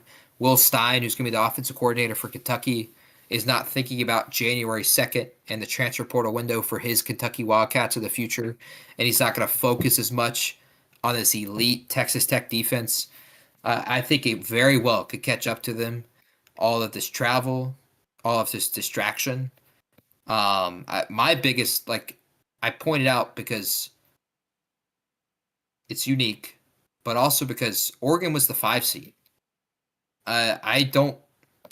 It's unfortunate that this is the way it's been scheduled because they schedule those second round games in terms of regionality. So, like, Indiana got the Rose Bowl because the Big Ten always plays in the Rose Bowl. And then Georgia got the Sugar Bowl because the SEC always plays in the Sugar Bowl. And so it ended up turning out to they're playing in Miami. That being said, they have got slighted from a scheduling dynamic because of this whole thing. And it very well could rear its head in the first game. It may rear its head in the second game. Who knows? But I do think it catches up to them. It may not rear its head.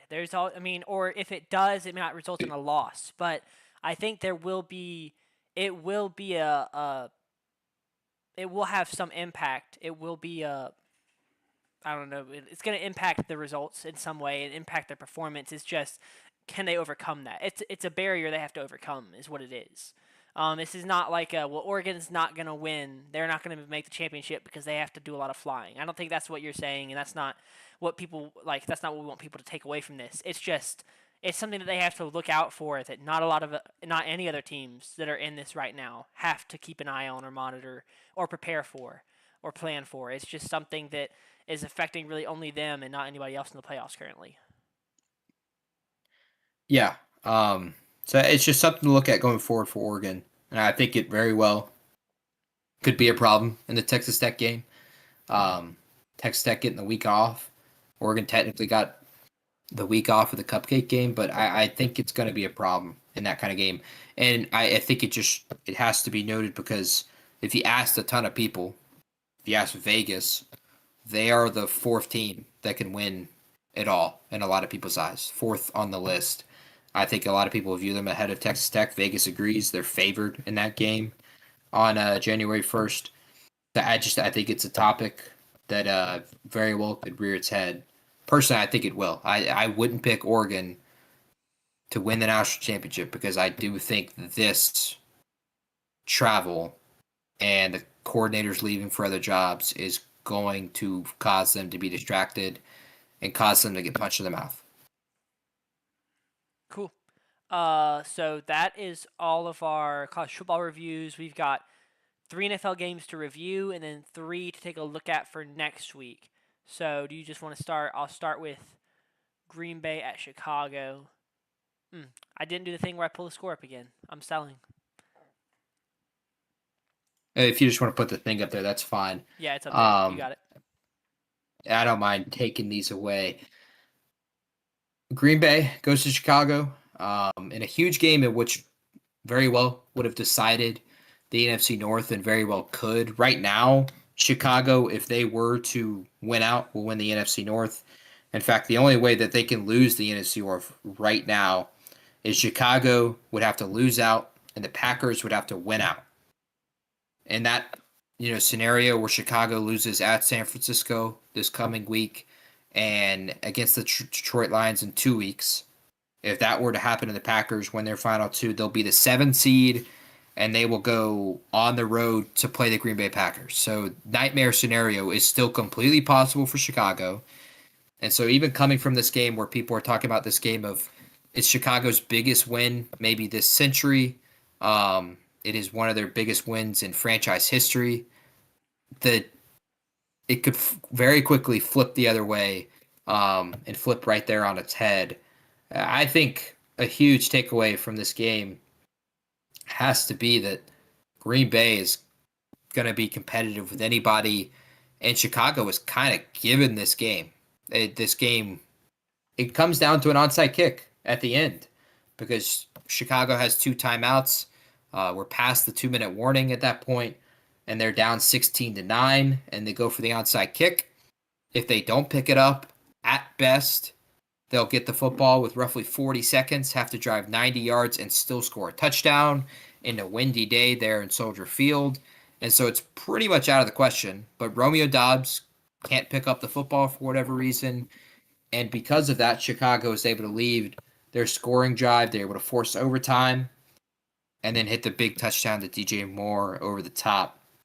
And so for me, in a game where they lose Jordan Love and they are, 2 weeks removed, a week removed from the Micah Parsons injury, I think there's some bias here as a Packers guy, but the Packers, I don't feel any less confident than I did, 2 weeks ago, because for them to show this competitive character when losing Jordan Love, and you could argue Malik Willis played better than Jordan Love, especially in the second half in this game. They were all over this game. Their defense was incredible. They forced 3 field goals to Chicago in this game, unlike the last one, where Chicago has 21 points on 3 touchdowns and is driving to score and tie the game.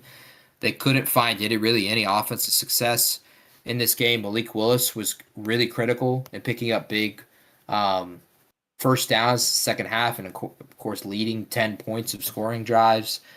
Malik Willis is 9 for 11 for 121 and a touchdown in this game.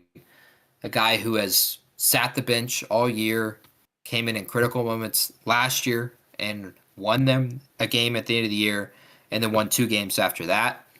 I forgot what team it was. I wish I remembered what team it was, but there was a team's burner that is asking for.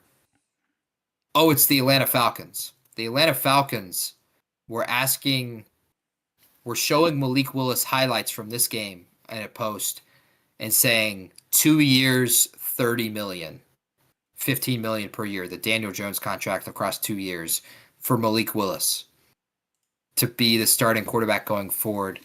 And I just thought that's hilarious. It's absolutely hilarious. Jack would find it hilarious as well. But full credit to Malik Willis for being ready to come into the game at this point. They eased him in really, really well. Matt LaFleur was incredible in terms of the way he coached that second half. And sadly, they couldn't recover the onside kick, and that's the reason they lose this game.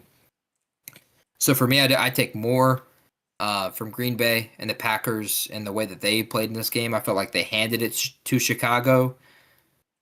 There's no guarantee Chicago wins their final 2 games going forward, especially with the way the Niners looked last night on Monday Night Football.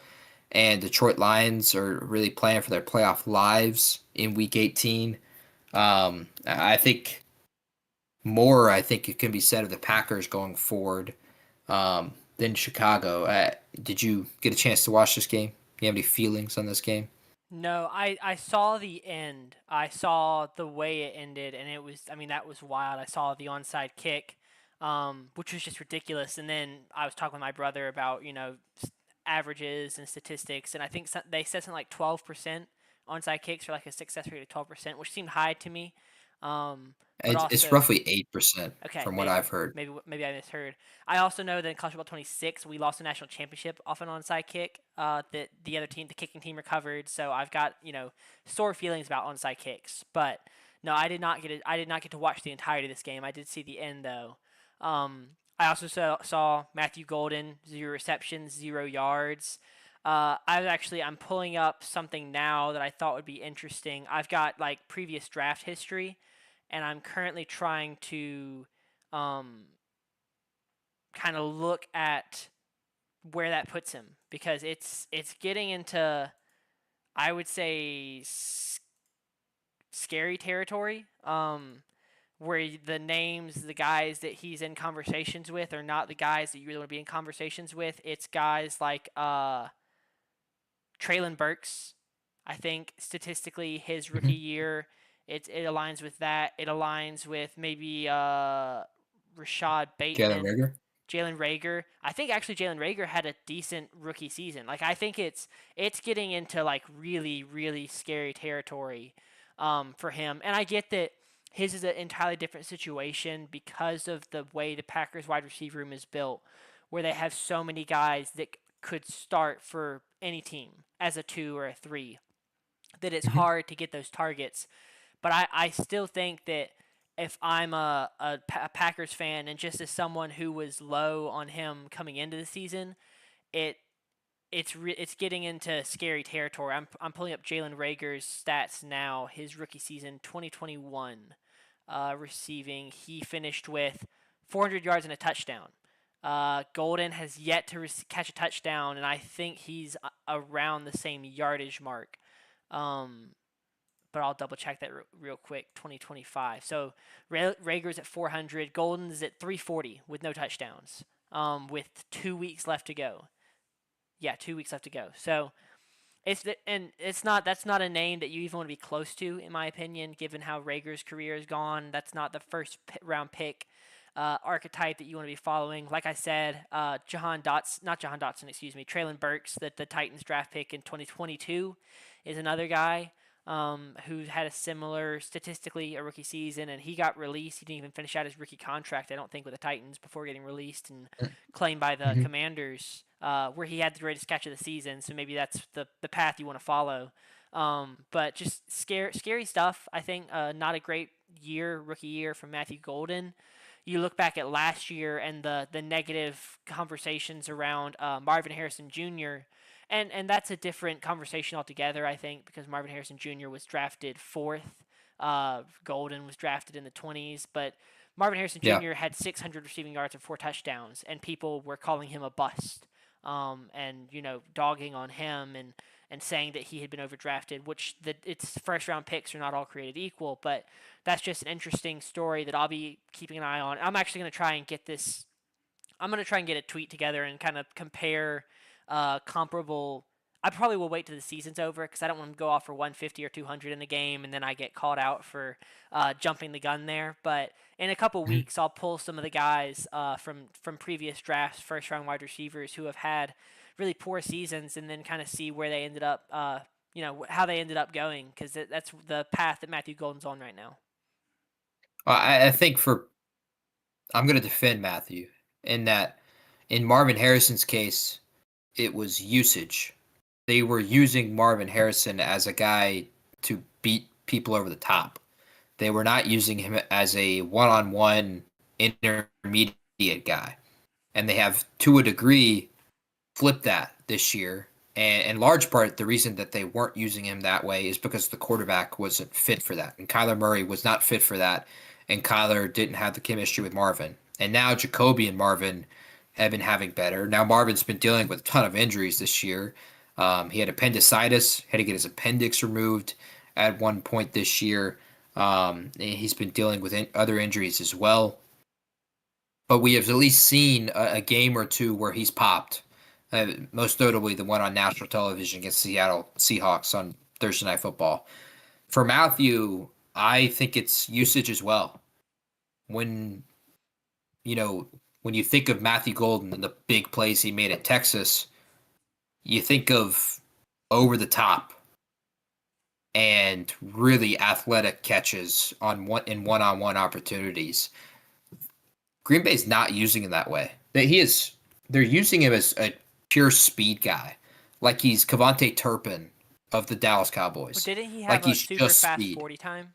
Was that not a big? He has a really fast 40 time, but they're using him just as a guy with just speed, and they're not using him over the top. So meaning they're using him horizontally and not vertically. They're not stretching the field with him whatsoever. He has one target in this game.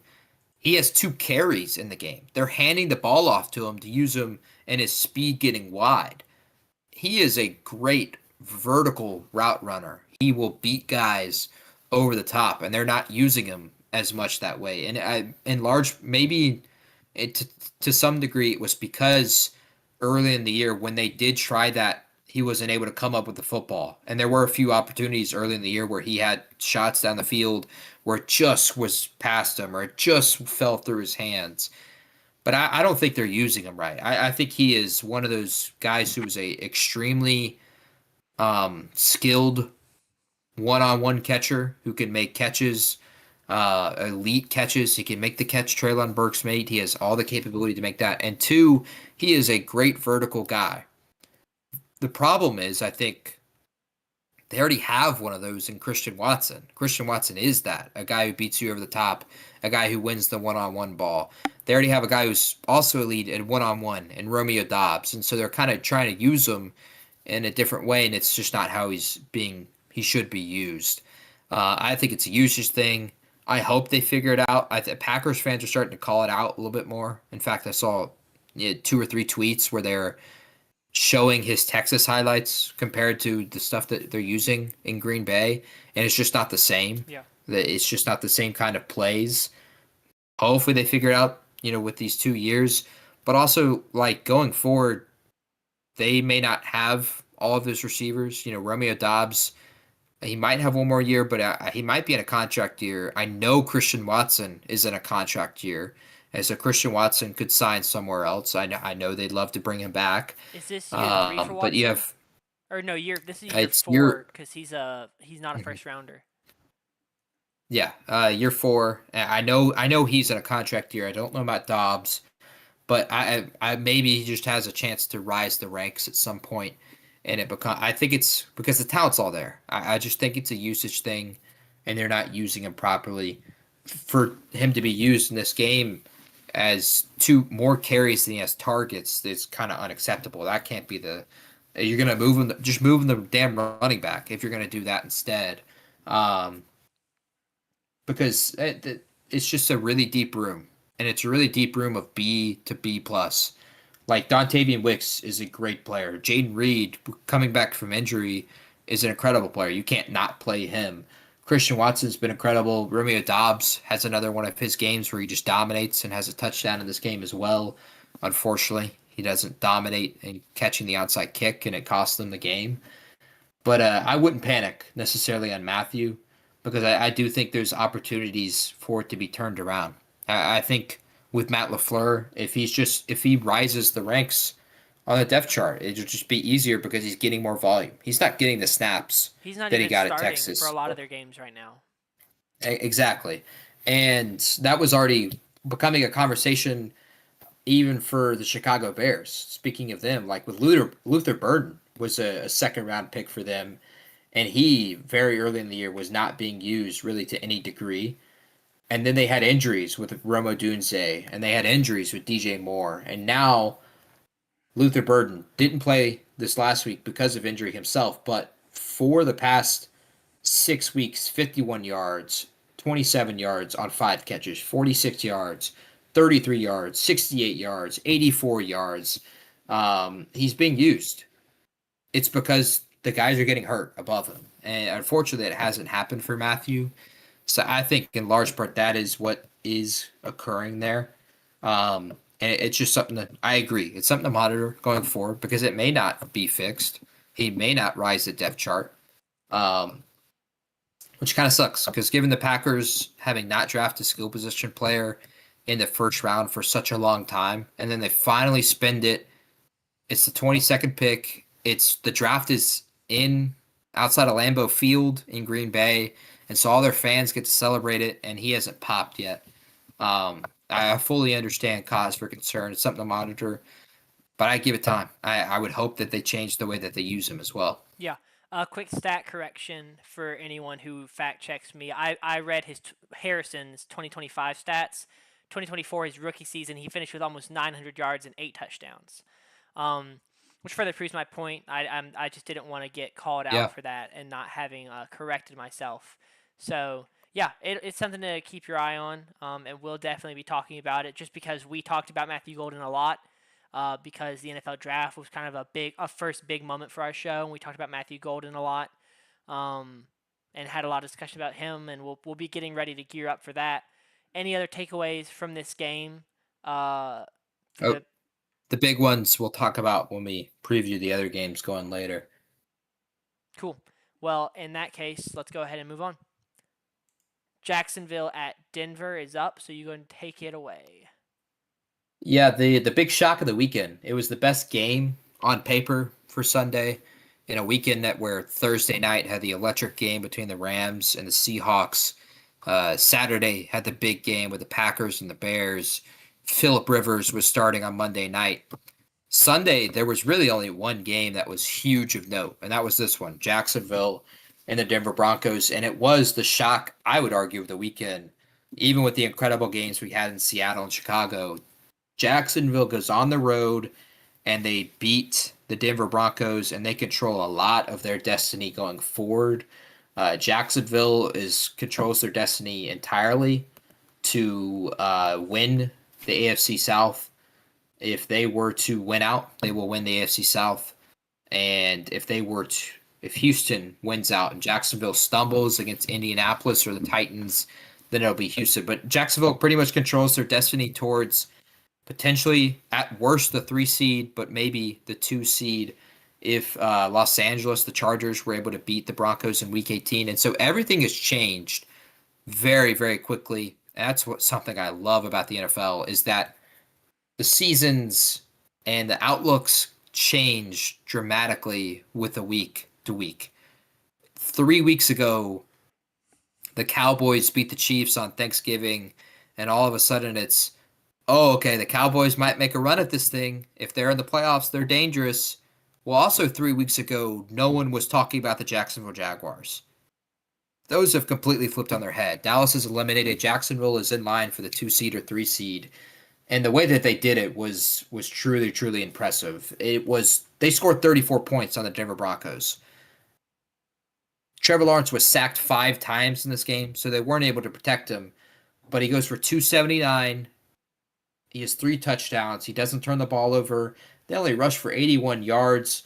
Parker Washington was unbelievable in this game. He goes 6 catches, 145 yards and a touchdown. He has a couple big returns as well. Jacoby Myers, the trade from Las Vegas, 4 catches for 45 yards. Denver, on the other hand, it's just like, it's critical moments. It's critical mistakes. It's third down, and you don't notice that Jacksonville is clearly false started, and instead you blitz right off the edge. And because the stadium is so damn loud, you can't hear the whistle, and you spear Trevor Lawrence in the back.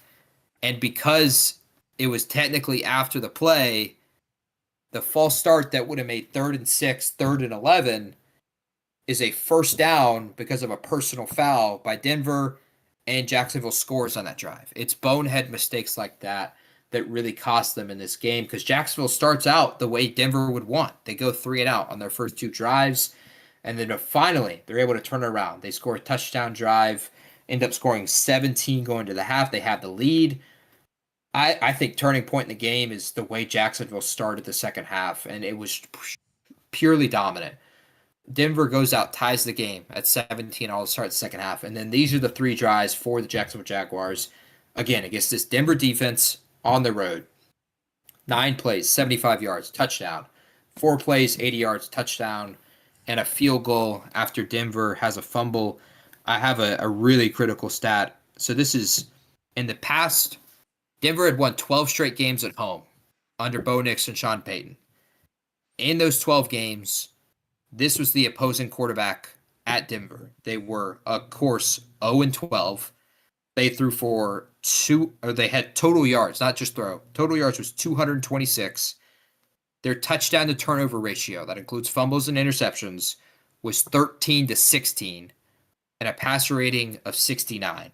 Trevor and the Jacksonville Jaguars on Sunday, he had 300 total yards. He had 4 touchdowns, no interceptions, and 115 passer rating. It was a unbelievable performance from Jacksonville. And Trevor Lawrence, it puts him kind of back on the map and kind of in the conversation of, oh, is he one of those quarterbacks in the AFC once again with the way that he's played the past 6 weeks? And really all eyes kind of turn towards their playoff game and how they respond in that moment, because what's really funny is with the way that these kind of 3 or 4 weeks have kind of transpired in the AFC right now, if I had to tell you what the AFC playoff picture is, it's looking like, and this is with the Chargers beating the Denver Broncos in Week 18, New England is the 1 seed, and that means Jacksonville host the Texans. That's a scary matchup with the way Houston's playing defensively. The Chargers host the Broncos, and Pittsburgh hosts Buffalo. That's 3 really interesting teams that are wild card teams. And so I think all eyes turn towards their playoff game. What I will say for Jacksonville, though, before we talk on the Denver Broncos, is I am really, really scared for this Sunday, because this Sunday they go to Indianapolis.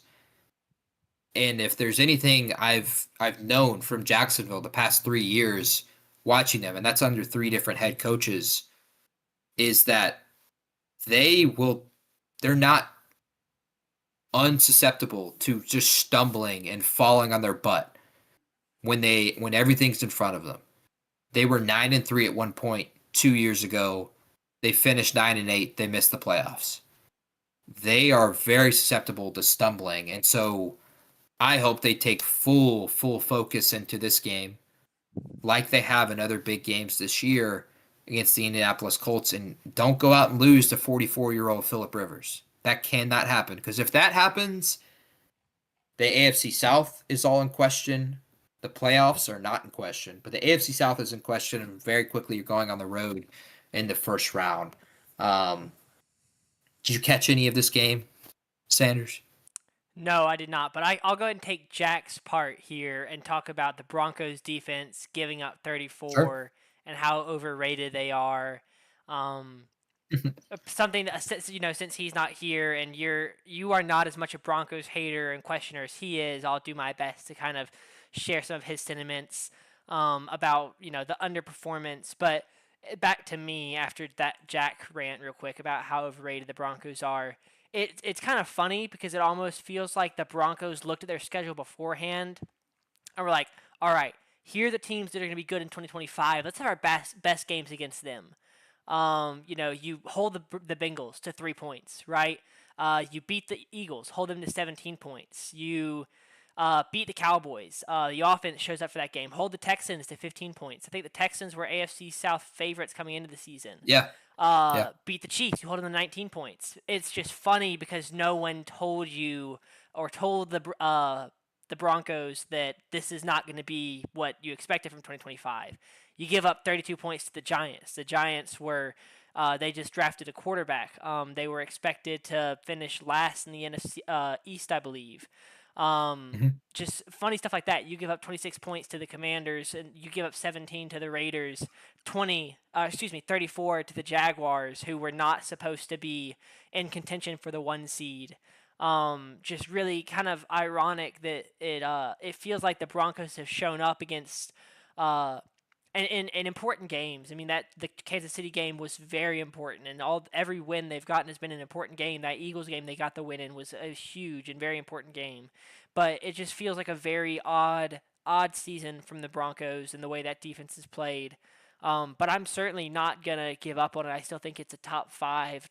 It's a top quarter defense. It's top 8 defense, and certainly they have their lapses in some games, but also sometimes you just run into a quarterback like Trevor Lawrence, who I'm not high on Trevor Lawrence. I'm not going to buy into your question earlier about well, was this his game where he kind of establishes himself as one of those guys in the AFC? I still don't think so. I think he's like Bryce Young in that we've seen those highs and lows from him. I think the floor is higher from Bryce Young, but I think we see some doo doo games from him, or I think there's just not enough consistency. We don't see him play this game consistently enough for me to believe that yet.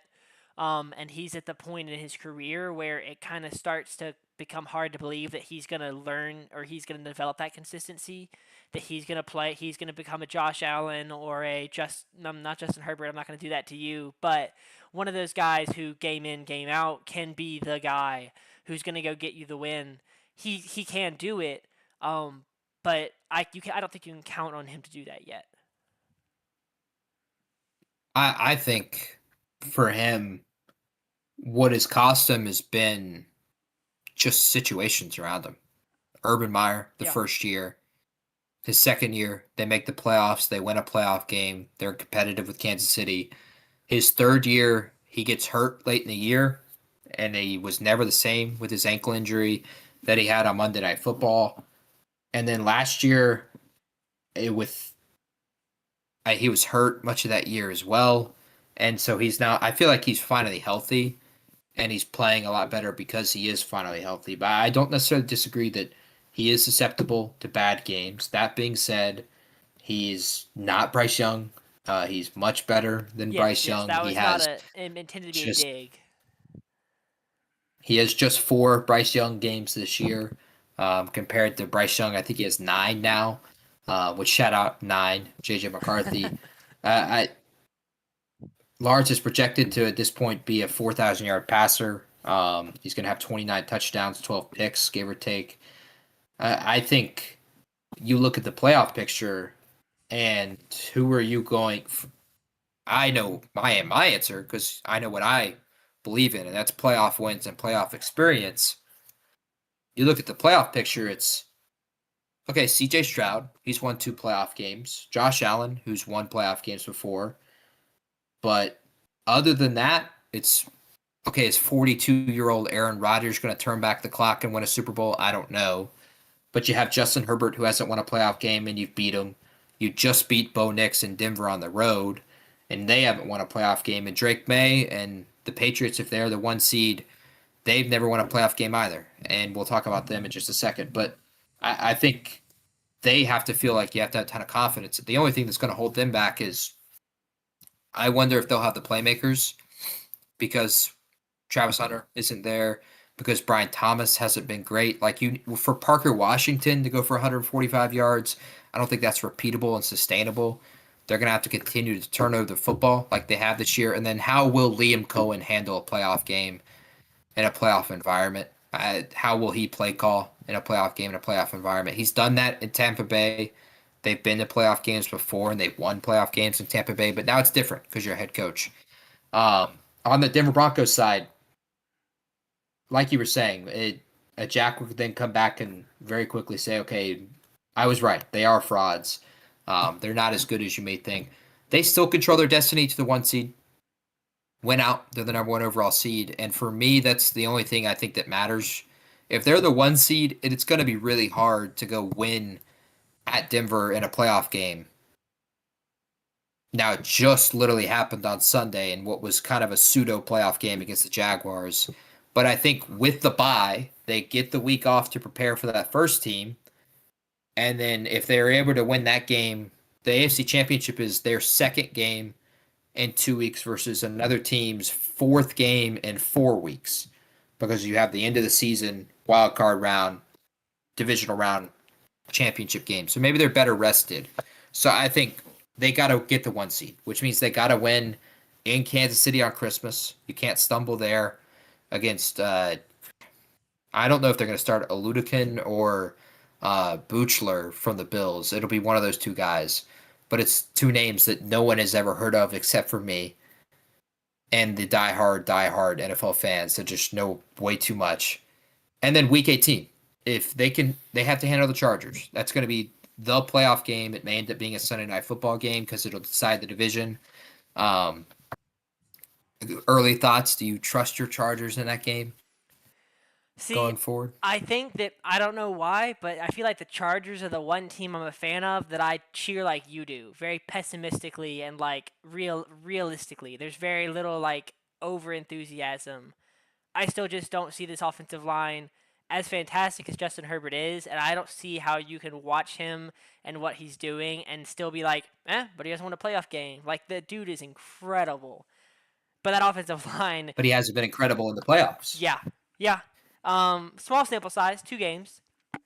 I don't think that's not a super large sample size, and we're gonna get another one this year, and that's one that hopefully he can get a win there and kind of get that off his back. But yeah, I'd say I'm maybe becoming cautiously optimistic. Omarion Hampton back is big. Yeah. As just somebody who loves the draft and loves seeing young guys develop, that's somebody who I really and somebody I liked a lot. Somebody who I said was closer to Ashton Genty than he was to anybody, or he was closer to Ashton Genty than he was to anybody below him. So a guy that I liked a lot and love seeing him healthy and playing now. So yeah, cautiously optimistic. But we shall see how that plays out. I still think they've got the 49ers. Is that right?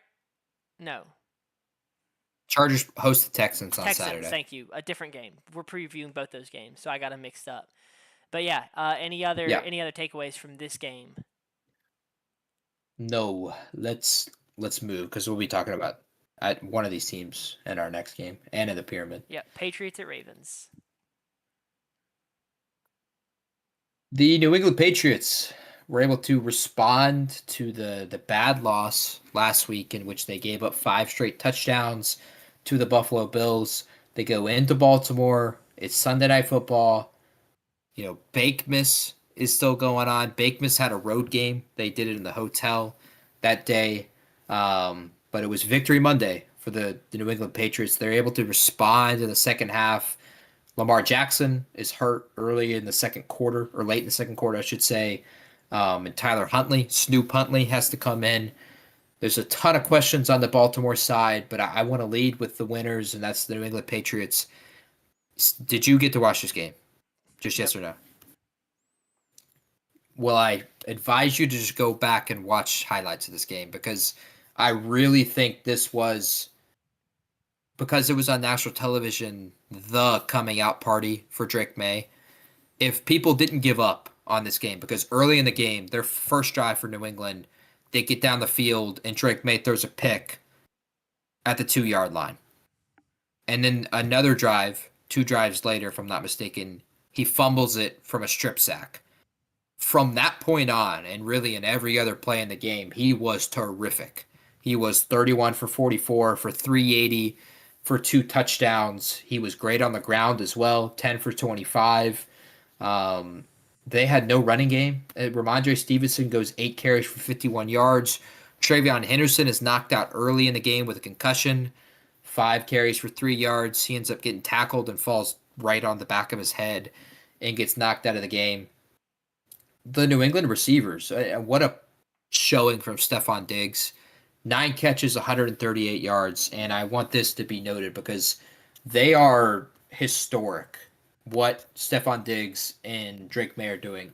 It is the second highest completion percentage between a duo this century, with a minimum of 90 targets in a season, to only one combo, and it's the GOATs, Michael Thomas and Drew Brees. It's not where I thought you were going with Saints, the 2 GOATs, Michael Thomas and Drew Brees, were 85.6% together. Stephon Diggs and Drake May are 81.7%. The next closest is Amon-Ra St. Brown and Jared Goff last year at 81.7%. They're completing 81.7%. Drake May and Stephon Diggs completion percentage, just targets are they like that. Tied with Goff and Amon-Ra? Is that what you said? They're 81.6 for Jared Goff and Amon-Ra, 81.7 for Drake May and Stephon Diggs. They were 9 for 10 on their completions, and their completions go for 138 yards and a lot of critical ones. There was no pass rush from Baltimore in this game, and so Drake May, to his credit, was able to just dice this Baltimore defense. They had crossing routes over the field, deep developing routes deep over routes, uh, deep shots down the field. I mean, the touchdown pass to Kyle Williams was unbelievable.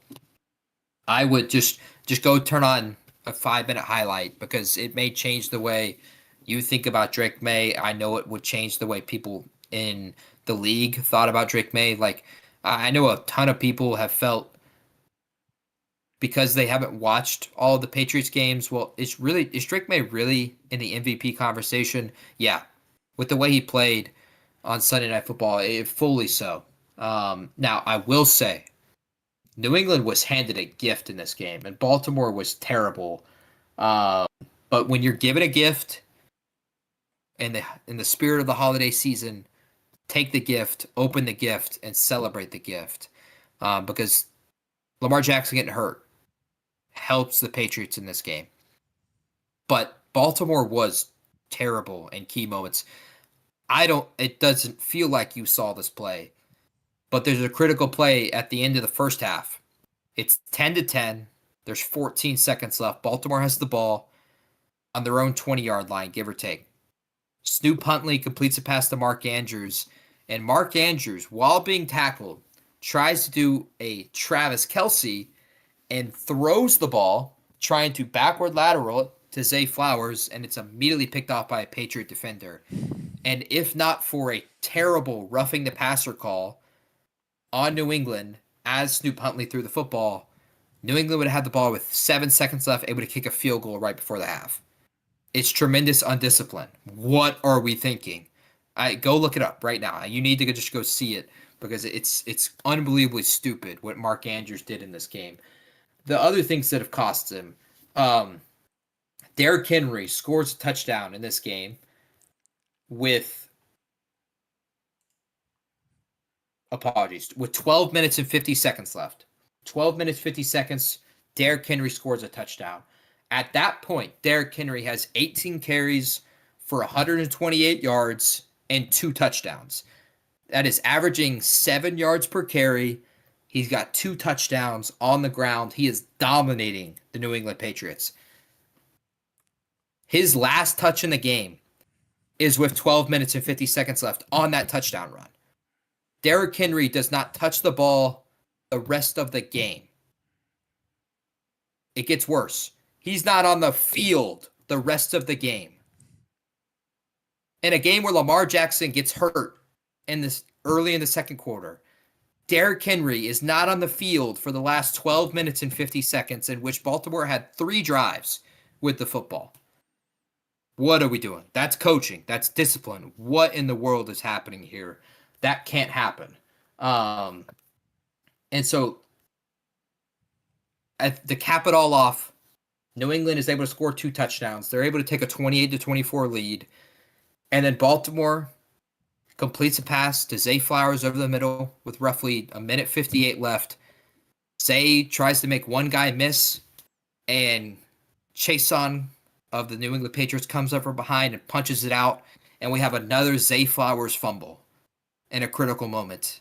And the Baltimore Ravens lose. Their season is over as far as I'm concerned. In fact, the Pittsburgh Steelers could rest the final 2 weeks of the season because Baltimore goes to Lambeau on Saturday night. And so if Baltimore loses to Green Bay, the Steelers have won the division, and they don't even have to play their starters in Week 17, which is insane. If Baltimore is able to win that game, Steelers just have to beat the Browns to win the division.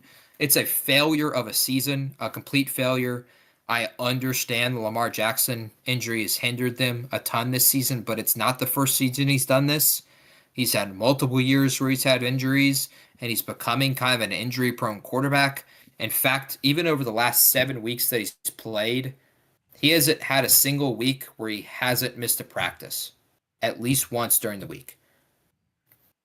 And it's with 4 or 5 different injuries. It may just be that he's injury prone.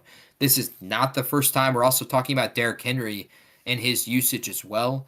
I think we're looking straight in the eyes of a John Harbaugh firing and a new regime starting in Baltimore. He's coached there for 18 years. It's so many. This team coming into the year was the Super Bowl favorite and they're going to miss the postseason and not win the division, it cannot happen. And so I think wholesale changes are going to occur.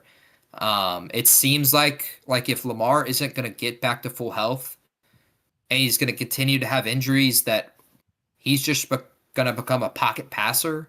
Like, I don't think they can use him as much in terms of using his legs. I don't know if you're going to get Derrick Henry performance next year when he's 32 or 33. You're going to more than likely fire the head coach. They don't have the receivers that they need there, especially if Lamar's going to become a pocket passer. Your defense can't have, 5 weeks where it is literally costing you games like it did at the beginning of this season, at the beginning of last season, and then all of a sudden turn it around. It's just, there's always something with this team. It is not like the Buffalo Bills. It's now going to frustrate me that people will compare Buffalo and Baltimore, because Buffalo's problem has been they've played the Chiefs pretty much every damn time they've got to the postseason. They've lost 5 times to the Chiefs in the postseason. That is not Baltimore's problem. They are missing the postseason. Lamar's not healthy. They're losing to Buffalo in the postseason. They're losing to Cincinnati in the postseason. And then their one opportunity, AFC Championship at home, they best offense in the league against Kansas City, they scored 10 points. So it's just, for a franchise that is thought of so highly, it is all doom and gloom at Baltimore. That division is not good enough, especially this year, to not win it, even with all the concerns that they had. And that's what we're looking at. So it's shocking. I mean, all of us thought it was going to be an amazing year for them, and it is straight down the crapshoot.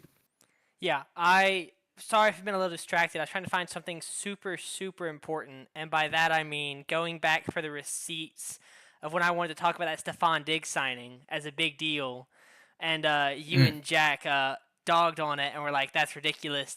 This doesn't matter." And now here we are. What is this? 8 months later, talking about how big it is and how great it is for him, and him and Drake May are cooking. I can't find the receipts, but basically I run all of our socials for those of y'all that don't know.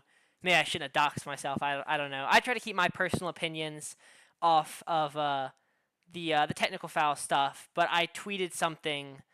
I should have just gone and found the tweet. I tweeted like huge. They broke the news, and I quote tweeted it from the technical foul account. It was like, huge signing for New England.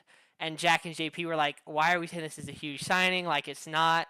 And then they made fun of me. I found like y'all sent like 8 tweets for like backup offensive guards that had signed. We're like, we doing an emergency pod for this, stuff like that. So I was just 8 months early, but I was right. 8 months ahead of my time, saying how big Stephon Diggs was gonna be for Drake May. And once again, it's one of those things where I was right, fortunately, but the wrong process, right outcome, right?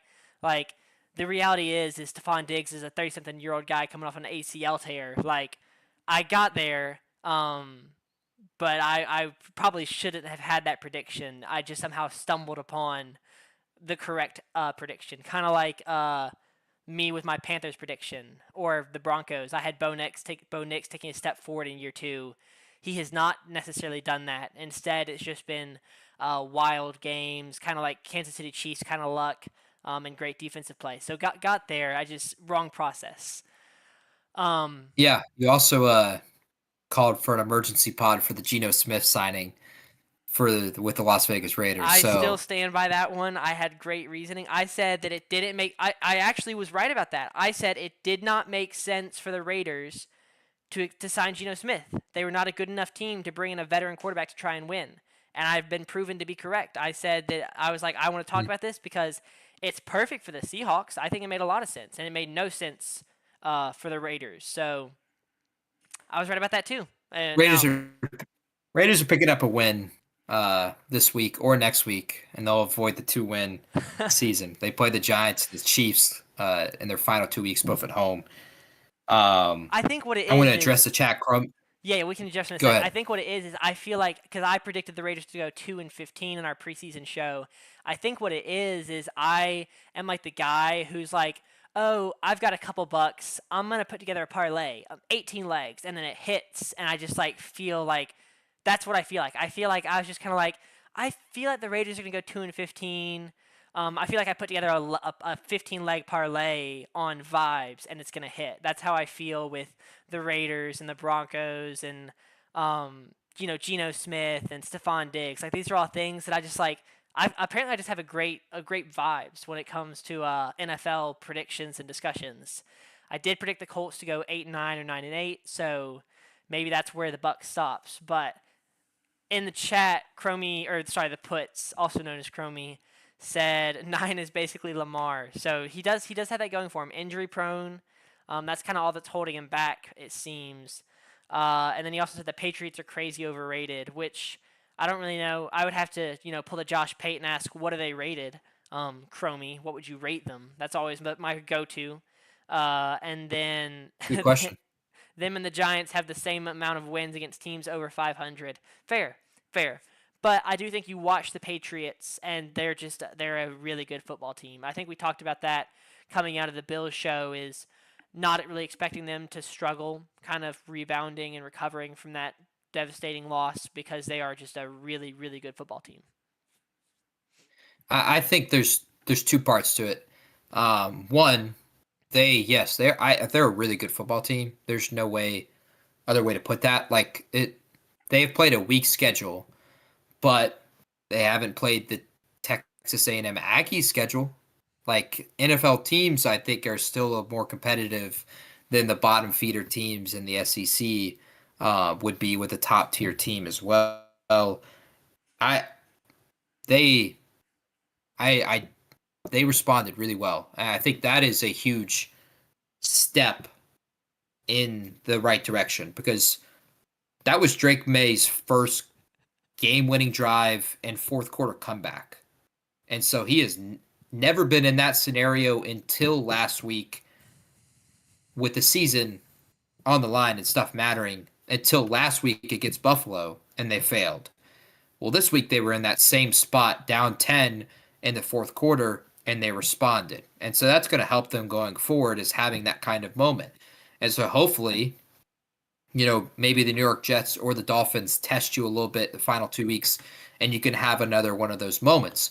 On the other hand, what is being lost is Mike Vrabel, as great as he is, and as great as a coach as he is, and as great as he is at making a team that better than the sum of its parts and leading them on great winning seasons.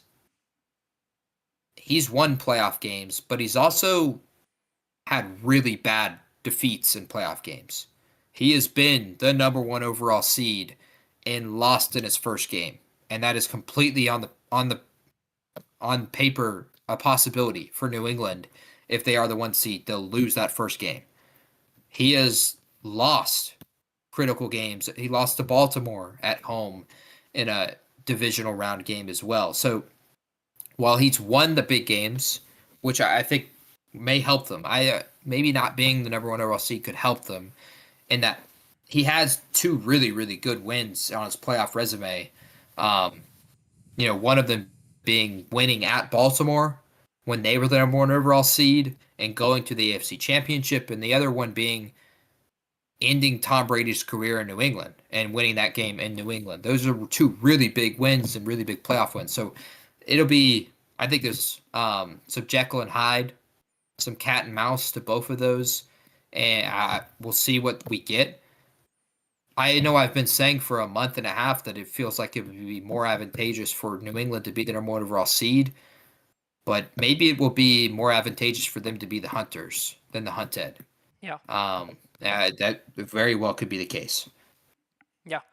For those that are unimpressed, though, they have just go watch Drake May play in that game. Outside of the interception and the fumble, he was terrific. Their pass protection was terrific. They lost their best weapon at running back and Travion Henderson very early in the game, and it did not matter. Stephon Diggs was incredible. their defense made critical plays, including the fumble to seal the game. So this is a really good team. And I understand they haven't played anyone, but this is a really good team that has proven a lot out on the field. Yeah, and I'm not gonna be too upset at the Patriots for their schedule because I love how the NFL schedule works about how you play teams that like it's just the schedule is balanced really well in my opinion. And I mean, yeah, I'm sorry. I'm actually gonna pull it up as I talk, but it just the way it works about how you play teams that finished in your position in the divisions. It just makes so much sense. And yeah, it's not the same thing as A&M's schedule. I mean, A&M was, I believe, 17-point favorites against us. I doubt that New England has played a game with a spread larger than 7, maybe like 10, right? I mean, you just look at NFL spreads in general, and the majority of them are going to be like 2.5, 3.5, 1.5, 5.5. Like they're gonna live in that 1 to 7 range. It's really rare that you see those outlier spreads like we saw, I believe, against the with the Dolphins and the Dolphins and the Bills earlier this year, where it was like 12 or 13. Those kind of they just don't really exist because in the NFL everything is so much tighter talent wise and team wise. I do say that, and now I'm looking at the spreads. We've got 7, 7.5, 13.5. But then we get to Sunday and Saturday. You got 2.5, 2.5, 3, 2.5, 5.5. The Patriots are 13.5 points favorites against the Jets, so maybe I am very wrong. But my point still stands that I do think that the majority of the games they're playing are much against teams that are much more comparable than A&M might have seen in their time in their schedule. And I mean, that's just the nature of NFL versus college. Yep. That is we'll talk about I'm pretty sure we're talking about the Patriots again. Yes. No. Well, I'll talk about them on the pyramid at least. Let's Perfect. get to the pyramid. We have not received a totem pole from our lovely Jack Anderson. What are we going to do about the 3 other games that we want to preview? Are we just going to pick them? I'll talk about them right after the pyramid. We can talk about them. Graveyard is up. Take it away. All right. We have a new team joining the graveyard this week, and it brings me no joy. I'm lying. It brings me joy to put the Kansas City Chiefs in the graveyard. They are in the graveyard. If I would have told you coming into the season that the Chiefs would be in the graveyard before the Carolina Panthers, everybody would laugh at you.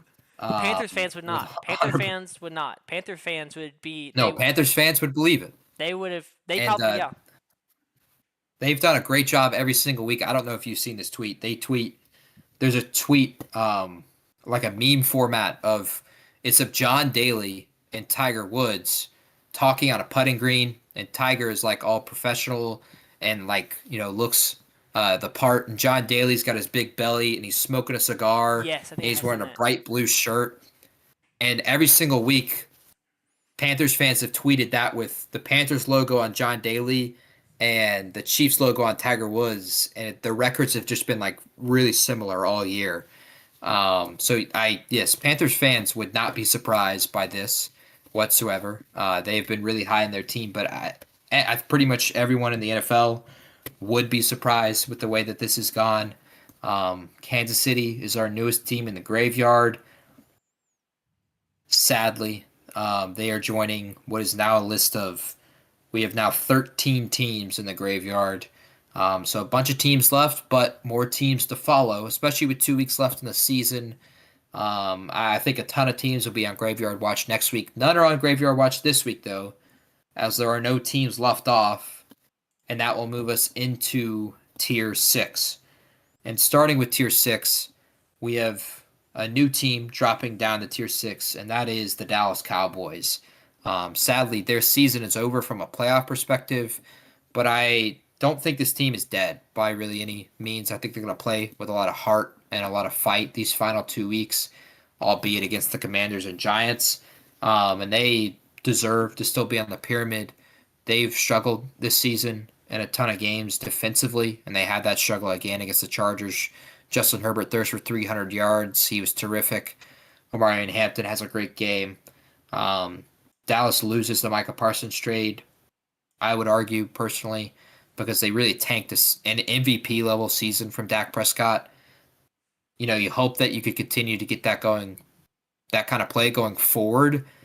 And it's really been positive the way the last 5 seasons have gone for the NFL in terms of quarterbacks, where Matthew Stafford is still playing an MVP level. Tom Brady was playing an MVP level. Drew Brees. I mean, Phillip Rivers comes back and he's 44 and still playing. Aaron Rodgers is 42 and still playing. So for Dak, with the way that he has been able to play this year, I think there's hope to, hey, maybe next year they turn around in Dallas, but also maybe at some point he gets out of this damn contract or they trade him. And like Chromie is saying in the chat, and a lot of people we have said this year, Dak Prescott is freed of the Dallas Cowboys. I can already tell you that the Minnesota Vikings are calling to trade for Dak Prescott, and their fan base is calling for that. They have Dak Prescott and Minnesota Vikings edit. So JJ9 for Dak Prescott, who says no? I'll ask Chromie in the chat, see how he feels about that trade. There's no that would work though, because O'Connor, is it O'Connor there, right? The head coach? O'Connell. O'Connell, thank you. His thing is to take reclaim projects, right? Kind of like and refurbish them. You kind of like you go to a yard sale and you get a piece of furniture and then you repaint it and you sand it down. Like that's what he does. I don't think Dak really fits that criteria of needing to be fixed up. I feel like he's already that'd be like going to IKEA and getting a nice piece of furniture that's already ready to go.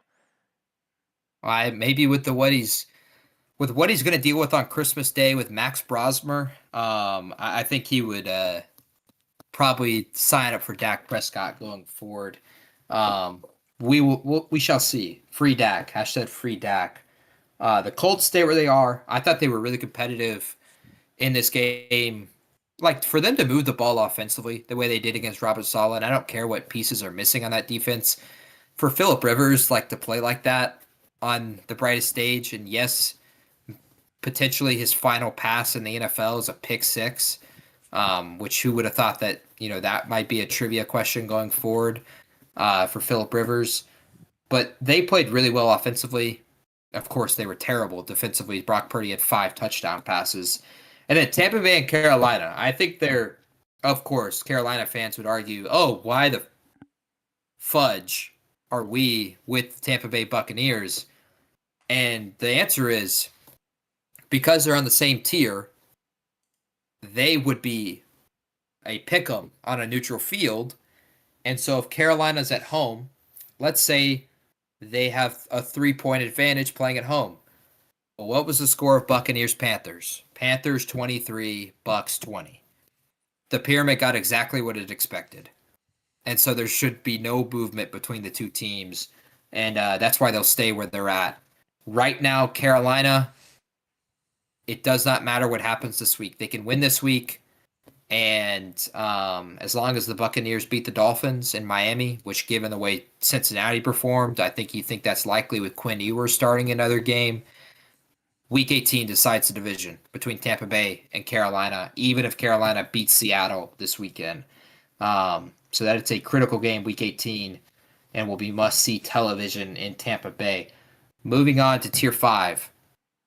The Detroit Lions stay where they're at, but moving up next to them is going to be the Pittsburgh Steelers. With the way that they performed in that game, it is look, I'm a huge Aaron Rodgers guy, and I have been pretty much all my life. It is so refreshing to see him playing in meaningful football games. Like his 2 years in New York, he never played in a meaningful football game. He took 3 snaps in a meaningful football game against the Buffalo Bills and then pops his Achilles. But other than that, there was never a belief in the second year when he returned that, the Jets are going to make the playoffs. No, he was just playing out there to play. Now in Pittsburgh, he's playing in meaningful playoff games down the stretch, and the dude has been unbelievable. Even though he's been hampered, these last 3 weeks and their 3 wins, 284 yards against the Baltimore Ravens, 224 against Miami on Monday night, and then 266 against the Detroit Lions. Sadly for Pittsburgh, DK Metcalf is a complete Dumbo and decided to slap a fan, which makes sense considering what college he went to. Um, he's suspended for the final 2 weeks, and that's going to be critical. Pittsburgh, if you had to guess the spread, they are in Cleveland. What's the spread this weekend? Uh, Pittsburgh -1.5. It's -3.5, so a little more pessimistic. I don't necessarily disagree though. Yeah. That's where the pyramid's going to lean They because we just picked lost the their only graveyard wide team receiver. anyway. Pat Exactly. Frymuth is going It's to going line to up be at Adam this week. or Adam Thielen, one of the two. Yeah, We'll see. yeah. Either way, it's not going to be a good look, and that's against Cleveland and that defense. Cleveland is a top, 2 passing defense in the league, and with the struggles that Pittsburgh has had running the football, I think Myles Garrett might set the sack record. Now, it may not matter because if Baltimore loses in Green Bay, Pittsburgh's already won the division. And so if that happens, I would advise personally do not play Aaron Rodgers against the Cleveland Browns because that is a recipe for him potentially getting hurt against Myles Garrett. And instead, I don't know if you know, but play Mason Rudolph against Myles Garrett.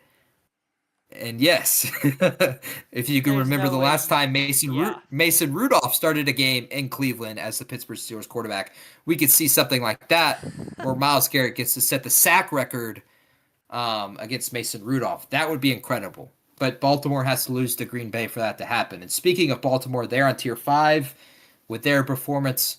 I really wanted to drop them a tier lower, but I don't think they deserve to be on the tier with these teams below them. I still think there's some performances in them, and I think they're going to play with a ton of fire against Green Bay. I think that game is going to be really close and competitive. And then the Houston Texans drop in large part not because of the way that they performed, although it was not great. They almost lost to the Las Vegas Raiders. Geno Smith kind of cooked them, if you didn't know. And Ashton Jeanty was incredible against that defense. Geno goes for 201 and 2 touchdowns, but Ashton Jeanty has 188 total yards and 2 touchdowns. A great day offensively for Las Vegas. Concern going forward with the way Chargers are playing offensively for Saturday's game. And so I'm dropping them, but it's in large part to the teams on tier 4, which you can go ahead and place. Tier 4, the Jaguars and the 49ers have jumped up to tier 4. They were really, really impressive this past weekend. Jacksonville beating Denver, which is why Denver is dropped with them. Winning that way on the road. Trevor Lawrence has 300 total yards, 4 touchdowns, no turnovers. In the past 12 games, quarterbacks in Denver are 0-12, have 13 touchdowns and 16 turnovers, and Trevor was perfect. 4 touchdowns, no turnovers in that game. And then San Francisco, offensively, you have to give them a ton of credit. CMC has been incredible. He has been somehow continuing to stay healthy. George Kittle, since his return, has been really, really good. They're still missing their weapons at receiver, but Brock Purdy was really dynamic. 5 touchdowns. They could not be stopped against Indianapolis on Monday Night Football. And it makes the Sunday Night Football game against Chicago really, really interesting. Which, speaking of Chicago, we moved to Tier 3, and Chicago has joined Tier 3 with the New England Patriots and the Green Bay Packers. I think it's very easy to say that with the way that Bears and Packers have looked over the 2 games in the last 3 weeks, those teams are pretty much on the same level, I'd argue. And then New England. New England deserves to stay where they're at, even though there's been some debate over if they're overrated or not. This is where I have them rated personally. And tell me who you're putting above the New England Patriots, because there's no one below them that I think that deserves the right to be above them. The teams that they've lost to, of course, the Las Vegas Raiders, elite team, week 1, and then they've lost to Buffalo, and their other loss is to the Pittsburgh Steelers, which was also in week 2, or week 3, I should say. They deserve to be right here. They are really, really talented, and power ranking wise, playoff experience doesn't necessarily matter as much in this. Tier 2, will spoil what tier 1 is going to be, and you can go ahead and put up tier 1 because of it. With the result on Thursday with Seattle and the Los Angeles Rams, Seattle is the best team in the NFL right now, and they are on top of the pyramid.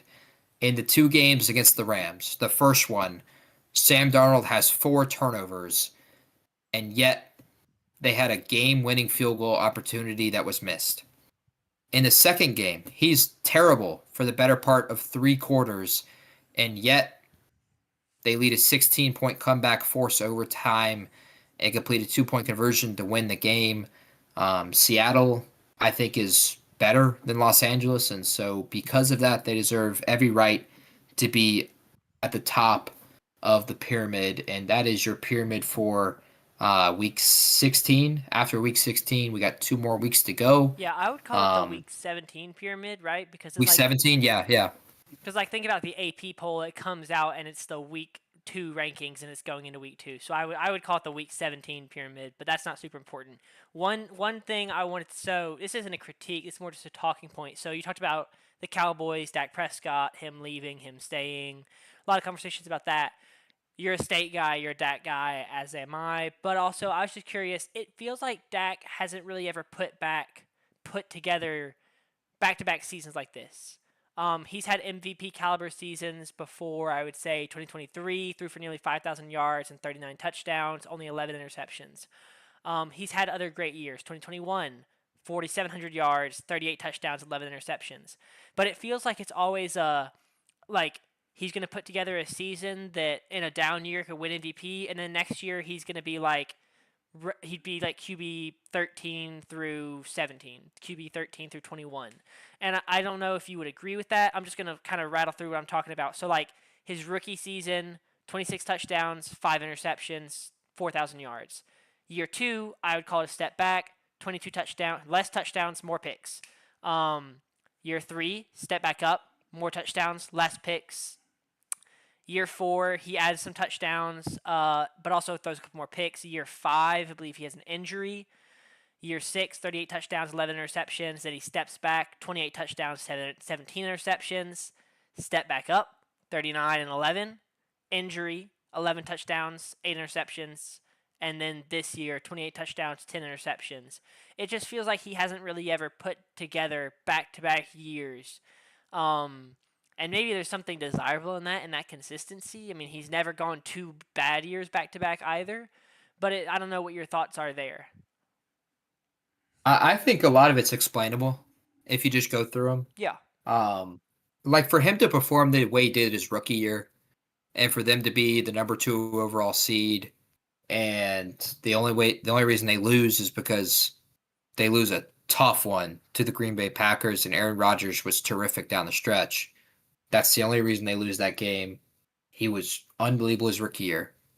His second year, he's not good, but they have tape on him now. He started 16 games the year prior, so now they know his tendencies. Okay, he evolves, and his next 2 years, he actually has fine years. They aren't good from a record-wise.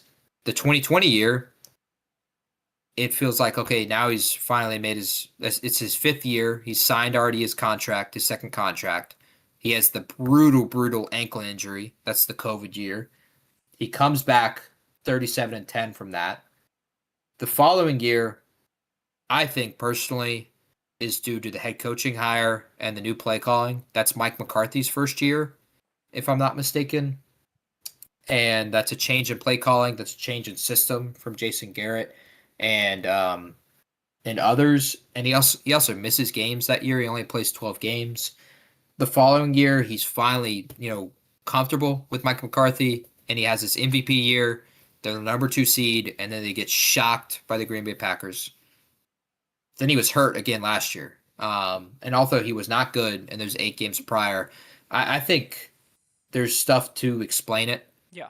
A lot of what I hate a ton about it, and I'm really thankful that, he was drafted as a Cowboy, and because if he wasn't drafted as a Cowboy, I don't think he may never get the opportunity to be the starting quarterback, because Tony Romo gets hurt and he gets to get popped in as a 6th-round pick. If he doesn't get that opportunity, a 4th-round pick, I don't remember off the top of my head. Fourth or sixth, one of the two.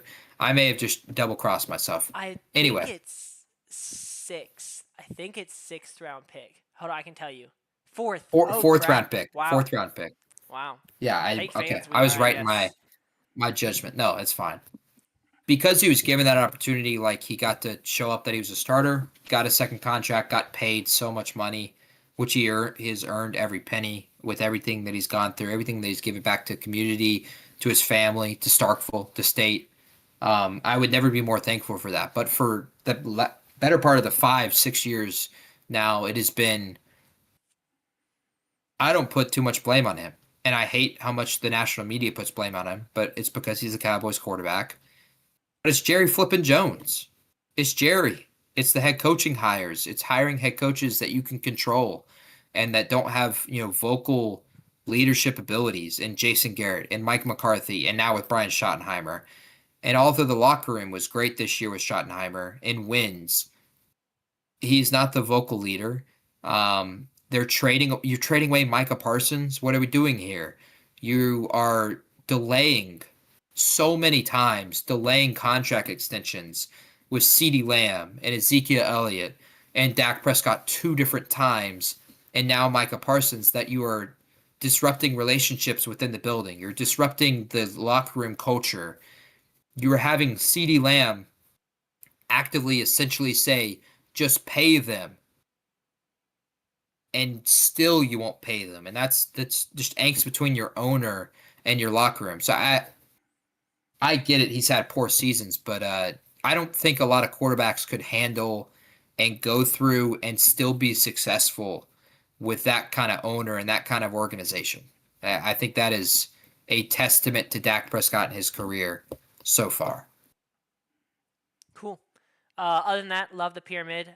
We've got 3 games that we wanted to pick, so we can talk about them and also the seeding implications they have. I've got them laid out in Yep. kickoff order, so we'll start with Houston at Los Angeles. That's a Saturday game, but it's up, so you take it away.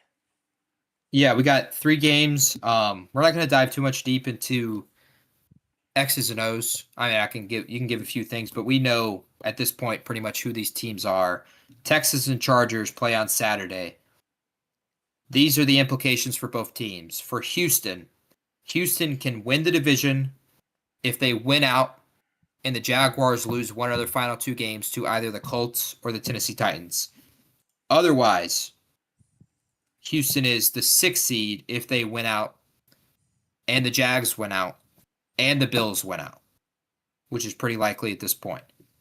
Houston is the 5 seed if they win out and the Jags win out and the Bills lose to the Eagles this weekend. There is a path for Houston to be the 1 seed, which is Houston is the 1 seed if they win out, of course. If the Broncos lose out, if the Patriots lose out, if the Jags lose just once, and the Eagles beat the Bills. If all 4 of those things happen, that's 6 games. That's not just 4, that's 6 games. And Houston wins out, then Houston will be the number 1 overall seed. So there's a path for it, but the Broncos would have to lose at the Chiefs and the Chargers. The Patriots would have to lose to Brady Cook and the Jets, and then Quinn Ewers and the Dolphins. On top of the Jaguars losing to Phillip Rivers, 44-year-old Phillip Rivers, or the Tennessee Titans. So there's we're going to kind of rule that one out, but there is a path for the 1 seed for Houston. For the Chargers, they are the 1 seed if they win out, and the Jags and Pats just lose one of their final 2 games. Really, the only one important one, though, is the Chargers win the division if they win out, meaning they need to win this game and then win in Denver. They'll most likely be the 3 seed and hosting the Denver Broncos in round 1 if they were to win out. So the path is there for the Chargers to win the division, which would be incredible. I'm sure for you as a Chargers fan, in your first year as a Chargers fan, that would be incredible as well. And I'd argue that would help Justin Herbert a ton in terms of maybe his potential playoff success is having a home playoff game. His first home it would playoff be. game. They've been the 5 seed both times, lost to the Jaguars and lost to the Texans. Yeah, pessimistic Chargers fan, but that'd be super exciting. I had other stuff, something else to talk about. Oh, yeah, it'd be really crazy and really cool as a fan and just a football fan in general because last year we had Lions versus Vikings, week 18 for the 1 seed. I would love for it to play out where I guess the Jaguars, you said, so if the Patriots lose once, Mhm. so Patriots lose, to the Jets and Brady Cook, it's not impossible, unlikely most many would say, but not impossible. I would love Let for down that game. would love for that to happen so that we get week 18 Chargers Broncos for the AFC 1 seed cuz that just creates such a incredible matchup. And last year the Vikings kind of crapped the bed and Sam Darnold relapsed into his old ways, but Mhm. hopefully we could get an elite matchup between Justin Herbert and then Bo Nix and two really good defenses. That would just be such a fun matchup in week 18. Yep. For the, or you have it on there. The Chargers are favored by 2.5. Hosting the Houston Texans on Saturday. I am still technically the picks favorite, although Sanders and I are tied at 24 and 24. So I will take this one first, and then we'll get Jack at a later date. I've I've looked at this game a few times, both today and yesterday, just because I'm looking at these playoff scenarios, and I'm finding myself more often than not picking the Chargers to win this game. I look at the way Houston played this weekend, and I know there's such a glaring red alarm that could not be blaring any louder. It's like a semi truck honking its horn because it's cannot brake and it's about to run you over. But I'm gonna ignore it. I'm gonna hope it just doesn't affect it, and that is the Texans defensive line versus the Chargers offensive line. And I think Justin Herbert makes enough plays in a non-playoff game, but a not a playoff game adjacent. And I'll take the Chargers to win and to cover on Saturday. A huge part of this game, Mississippi State legend Woody Marks questionable to play. If he cannot play, the Texans will have no running game whatsoever. Um, I don't look. I people in the chat, anyone listening, uh, unless you for some reason watch this game, which I'd be shocked if you did, you have no chance naming who the starting running back for the Texans was this weekend. Do you want to take any shot at it? It was Hold on, not Nick Chubb. let me see if I can pull a random. It was not Uh the brother of the Notre Dame basketball player. It was not a Gundawale. oh, uh, Darius Geis. That's a fine guess, but it's Jawar Jordan. Do you know where he went to school? No, I don't. I don't know where he went to school. Oh, You're gonna have to pull that one up for me. If Woody Marks can't go, I think it's safe to say with this Chargers front that Houston's gonna struggle to run the ball themselves, and so because of that, I think the Chargers got a good chance and should handle business in this game. yeah, I will be going with he played at Syracuse and Louisville. Syracuse and Louisville. There you go. I'll also be going to the Chargers. This is kind of a team commitment pick. I am relentlessly roasted, deservedly so, for compromising my morals when it comes to fandom. I said roll tide, and do regret it and will regret it for the rest of my life. And so I think that overcompensate at times to like really dig in and be a true fan. So I pick my team no matter what now, as you should. But I'm especially sensitive to it because I've compromised my morals. I'll be going Los Angeles Chargers. Like you said, the red flags of that Houston D line versus the Chargers offensive line is terrifying. Um, but I still do have hope. Let's see. The Chargers this last week.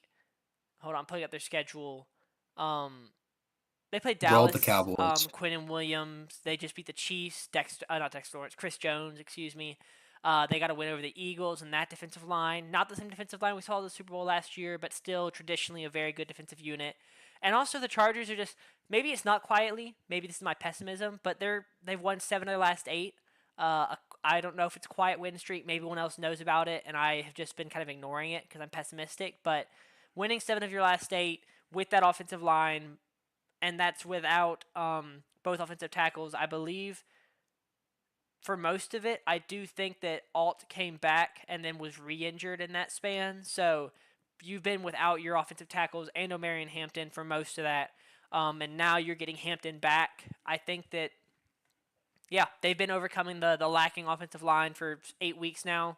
Why can't they do it again? I think they can. So they also they also faced Jeffrey Simmons, another Mississippi State legend, faced T.J. Watt and Cameron Hayward. They faced the Jaguars defensive line. They scored 6 points, so that's an outlier. But they faced Max Crosby. So they have faced their defensive lines and come out with wins. So it's not like this offensive line, as bad as it was, and is kind of slapped together as it is, has been playing well for 8 weeks now. So I'll go Chargers here. Also, I want to shout out Jack for going 3-0 last week. His first 3-0 week of the season, which is big for him. He's now 17-31.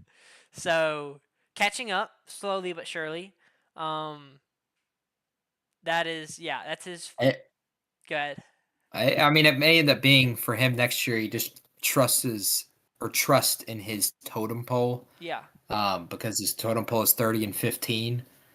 But yeah, a huge week for Jack. Personally, I'm really happy to see that because the 14-31 last week was really ugly to look at.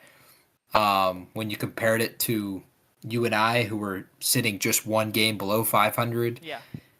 17-31 is a little bit more manageable in the eyes. We still got a long way to go there.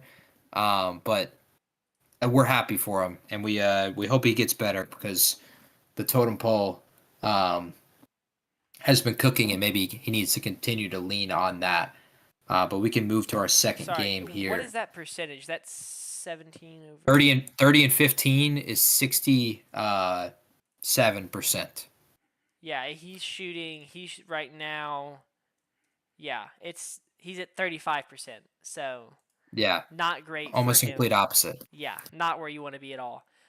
We've got another game, Philadelphia at Buffalo.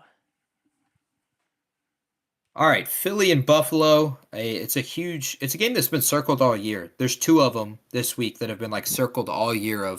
It was the Ravens going to Lambeau Field and playing the Packers second to last week, and then Eagles going to play Buffalo in the second to last week. The spread on this is really, really shocking. It's Buffalo only by 1.5, which is really shocking. I'll go ahead and tell you right now, the Pyramid really disagrees with this. We think Buffalo should be favored by 6.5, and I will go ahead and guarantee you that the totem pole disagrees as well. But for playoff implications, the Eagles have already locked up the division, and so in theory, there's no reason to play. They're going to play their starters. I hope so. For me as a Saquon Barkley fantasy owner, they better play their damn starters. And A.J. Brown, Devontae Smith, plenty of players out there in fantasy. The Eagles can finish as the 4 seed. That's the worst they can finish because they're a division winner. If they lose out and the Carolina Panthers win out. But if Carolina loses once, at worst, they can finish as the 3 seed.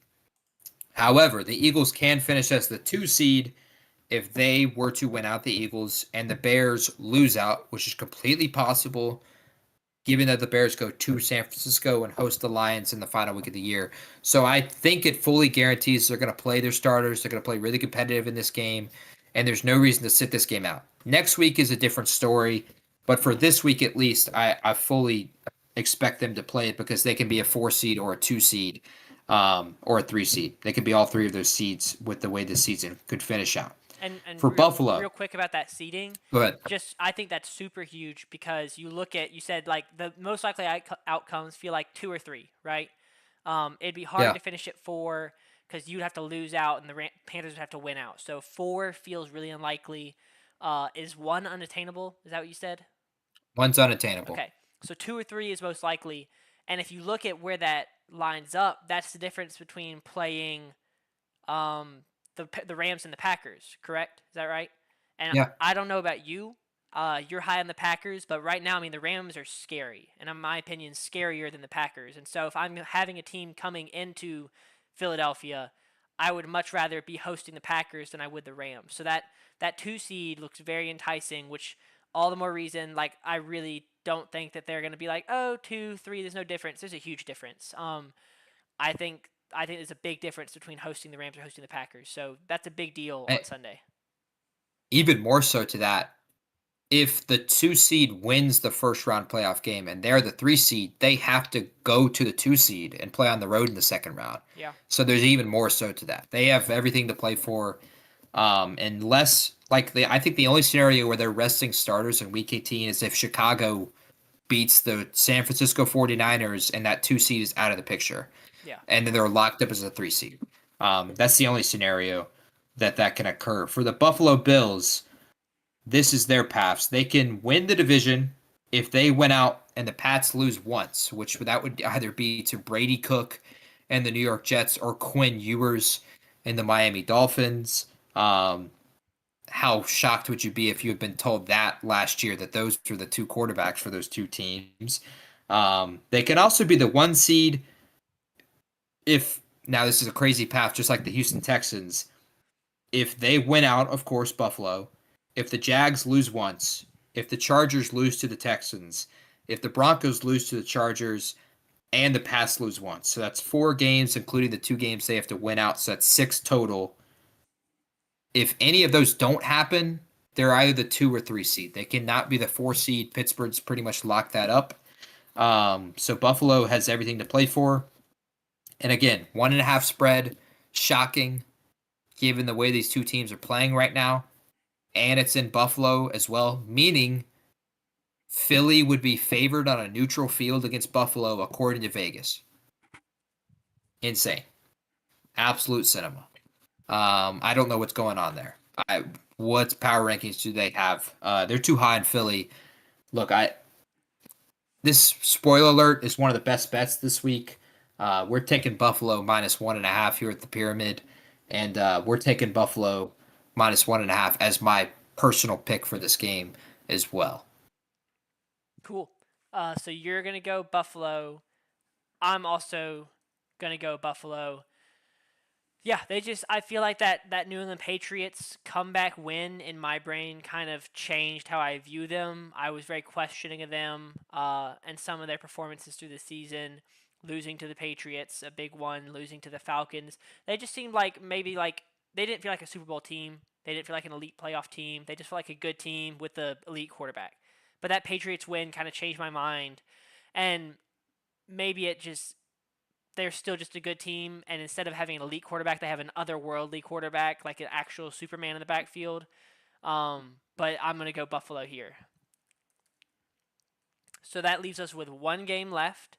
And that game is Chicago at San Francisco, Sunday Night Football. Yep, this is one of the big ones. I would argue personally it's the biggest game of the weekend because it tells a huge story for both of these teams. We already talked about implications that it could lead towards, like the Philadelphia Eagles, of course the Green Bay Packers. For playoff implications for these 2 teams, though, specifically Bears, they can be the 1 seed if they win out and the Seattle Seahawks lose one of their final 2 games, whether that's at the Carolina Panthers this Sunday or at San Francisco in Week 18. So the 1 seed attainable for the Chicago Bears. The Bears, however, are the 2 seed if they win out and Seattle wins their final 2 games. The Bears can lose the division still. They haven't locked it up. If they lose out and the Packers win out. In the event that occurs, they would be the 7 seed and go on the road to Green Bay for the first round and play Green Bay for a 3rd time, including with already the embarrassment of losing the division to them. If that were to not occur, it's looking like we're going to see San Francisco go to Chicago in round 1 if they're the 2 seed, or they're going to be the 1 seed and they'll have the first round bye. For the 49ers, they've locked up a playoff spot with their win against the Indianapolis Colts. They got 3 spots they can be in, and this is it. Just 3 spots. If they win out, which just they win out, there are no, I'm not going to have to count on my hand for this one. There are no like potential scenarios for San Francisco. If they defeat the Chicago Bears and the Seattle Seahawks, both games at home, the final 2 weeks, they are the 1 seed. If they lose the final 2 games against Seattle and against Chicago, they are the 7 seed. And if they go 1-1 in any combination, doesn't matter the combination. If they're 1-1, they're the 6 seed. So those are the paths for San Francisco, and they control their destiny. And all three went out through the 1 seed, split through the 6, lose out through the 7. Those are the 3 spots for San Francisco. That's it. That's crazy. And given the way the season has gone, it is. I agree. It is insane that they control their own destiny at this point in the year. To this game, though, specifically, San Francisco is a 3-point favorite against Chicago. So essentially, home field is the difference in this game. The pyramid, again, spoiler alert, this is also one of the best bets of the week. The pyramid thinks the wrong team is favored, and it thinks the Chicago Bears should be favored on the road in San Francisco. So we are taking Chicago +3 as the pyramid, and myself for this pick'em. Give me the Bears +3 on Sunday night in San Francisco. See, I was hoping that you would pick San Francisco so that I could pick Chicago and take the lead in the pick'em. But instead, me and you were going to go ties across the board. Both of us picking the Chargers, Bills, and now both of us picking the the Bears. Big storyline here. Caleb Williams only needs 300 passing yards a game over the next 2 games to become the first 4,000-yard passer. And when I just looked that up a second ago, I was like, how many passing yards does he have? Because I was going to make a joke about him needing like 500 a game. But it is attainable. It's absolutely attainable. He has not had a 300-yard passing game yet this season. But if he can put together a couple historic performances and get the Bears in contention for the 1 seed, and then also, like I said, first 4,000-yard passer, that would be really cool for a year 2 quarterback here at Chicago. I don't think you can rule it out, even though he hasn't thrown for 300 yet. This weekend, he plays Detroit and the San Francisco 49ers. He plays Detroit the final week, San Francisco this week. San Francisco gave up 277 passing yards to Unc Rivers, 44-year-old Phillip Rivers, grandfather Rivers. And Detroit gave up 266 passing yards to 42-year-old Aaron Rodgers. Neither of those teams are dynamic passing teams and have dynamic weapons, and Chicago is. Now, it will hurt that their final game will be at home and it'll be outdoors, but I think it's completely possible. I think if he has a really, really good day like Phillip Rivers had against San Francisco, that they're going to go for it in Week 18. Like, I think they may test the waters and potentially put their the division at danger if they had lost to San Francisco, or the number 1 overall seed in danger, because they talk about that stat every single year. It's like with the NFC North until this year, where we talked about there's a new division champ every single year. Chicago's never had a 4,000-yard passer. That's talked about every single year. And while Caleb will have played 1 more game than a lot of the other Chicago quarterbacks got to play, still, it's a tremendous accomplishment. So I think if they get close with a good game against San Francisco, I think they're going to go for it against Detroit. And that could be potentially jeopardizing towards the game itself because they've been so dominant on the run this year. Yeah. Let's see. That's it that I can think of. No, best bets. You want to do best bets? I forgot because today is kind of our weekend preview. Because we are not going to do a show on Christmas. I tried, guys. No, I'm kidding. I did not try. Did not push for that at all. I will be opening presents, drinking eggnog, and having a good time, as should you. No one should be listening to our podcast on Christmas. I really hope that everyone is getting to spend time with family. But best bets for the weekend. JP, take it away. All right, best bets last week went 3-1, and so we improved to 33, 35-1, meaning we are 2 games away from 500 this week. We got 3 bets. Hopefully, we go 3-0, and we can be 1 game above 500. And these 3 bets are two of them games that we previewed, and a third is another one of the big games of the weekend. And I'll start with the one we didn't preview, and that is Green Bay hosting the Baltimore Ravens. We're going to take Green Bay minus 2.5. This spread makes no sense to me. It should be way higher with the way Baltimore's played. Now, I understand Jordan Love, with his concussion, is in danger to maybe miss the game. It is Saturday to Saturday, meaning it's no different than Sunday to Sunday, meaning it's up in the air. It's no guarantee that he comes out of concussion protocol. But even if he doesn't, with the way Malik Willis played, I don't think it'll be too much of a struggle against that Baltimore defense. And their defense, I think, is going to shut down Stu Huntley or Lamar, whoever starts. So give me Green Bay minus 2.5. We think that spread should be Green Bay minus 6.5. Other ones are the two games we previewed. We're taking Buffalo minus 1.5. Now it's depends on where you're looking for the spread. I think didn't we have a different spread? We had Buffalo minus 2.5. I'm looking at No, it was Buffalo Buffalo minus 1.5. Okay, so Buffalo minus 1.5. Let me double check that's what ESPN still has. I'm sure that's what they still have. We're taking that anyway. That's the number we're getting. That's the number we bet. Buffalo minus 6.5 is what we think the spread should be. It's the biggest difference in the weekend. Given the way Philly has played this year and the way Buffalo has played so far, this spread is shocking to me that Philly would be favored on a neutral field. That makes no sense to me. Of course, Philly is 2 tiers below the Buffalo Bills, so it's just a shocking spread. And the final one is the Chicago Bears on the road in San Francisco. And again, we think the wrong team is favored. We think Chicago should be a half a point favorite. So we'll take Chicago plus 3. 3-0, and we're one game above 500. So yeah, who would have thought? What is Here we are. So pyramid record. What is it now? Do you know? Like since you started doing the pyramid as best bets, because I think you were like 15 games below 500 on best bets, and now you're back to almost back to 500. So pyramid's got to be doing well. Pyramid is 53.62%. We're on 111 and 96, meaning we're 15 games above 500 as a pyramid. That is where we're sitting. The best bets kind of failed for college football and stuff like that. I think we found our groove and where we're going to stick to. But we are a profitable model, and even the two graveyard theories are both above 500 as well. Yeah. So everything's above 500 here at the pyramid. Yeah. There's no totem pole. I mean, totem pole was what, 12-1 last week, you said? 12-3. 12-3. 12-3. Okay, so not 12-1. Never mind. Yeah.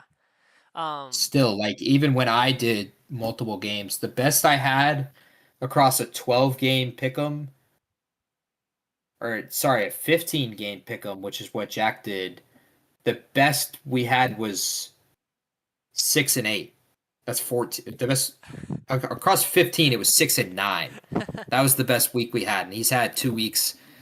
His worst week is 500. He's 11-5 and 12-3 the other two. So that's ridiculous. Look, it's only 3 weeks, so before we go all out on the totem pole, we need to see this week's totem pole, which we'll release at some point. Yeah. And see how it does this weekend.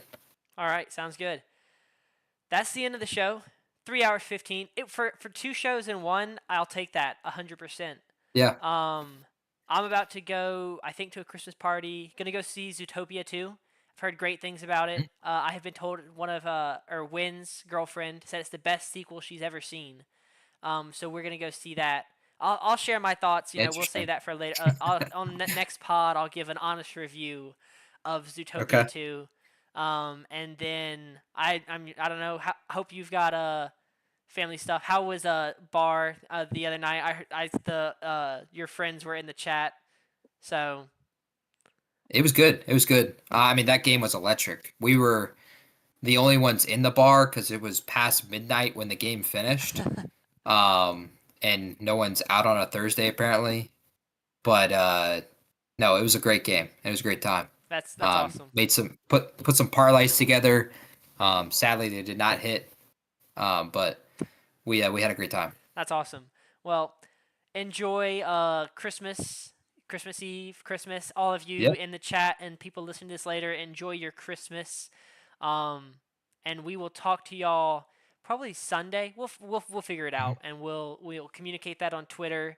If you don't follow us there, you should do that because that's where we can try and communicate what we're doing and when we're doing it. Because Yeah. sometimes we decide day of what time we're doing the shows, and it's a little haphazard, but we always get there. But yeah, thank you if you are still listening. Thank you for everyone in the chat. Trelito, Trail2, 100. Thank you, Chromie. Tucker was in here. He held us accountable, but once we stopped talking about Alabama, he had to head out. I guess I don't know. He's a big Alabama fan or something. But thank you to everybody, and Yeah. we will see you next time. Peace.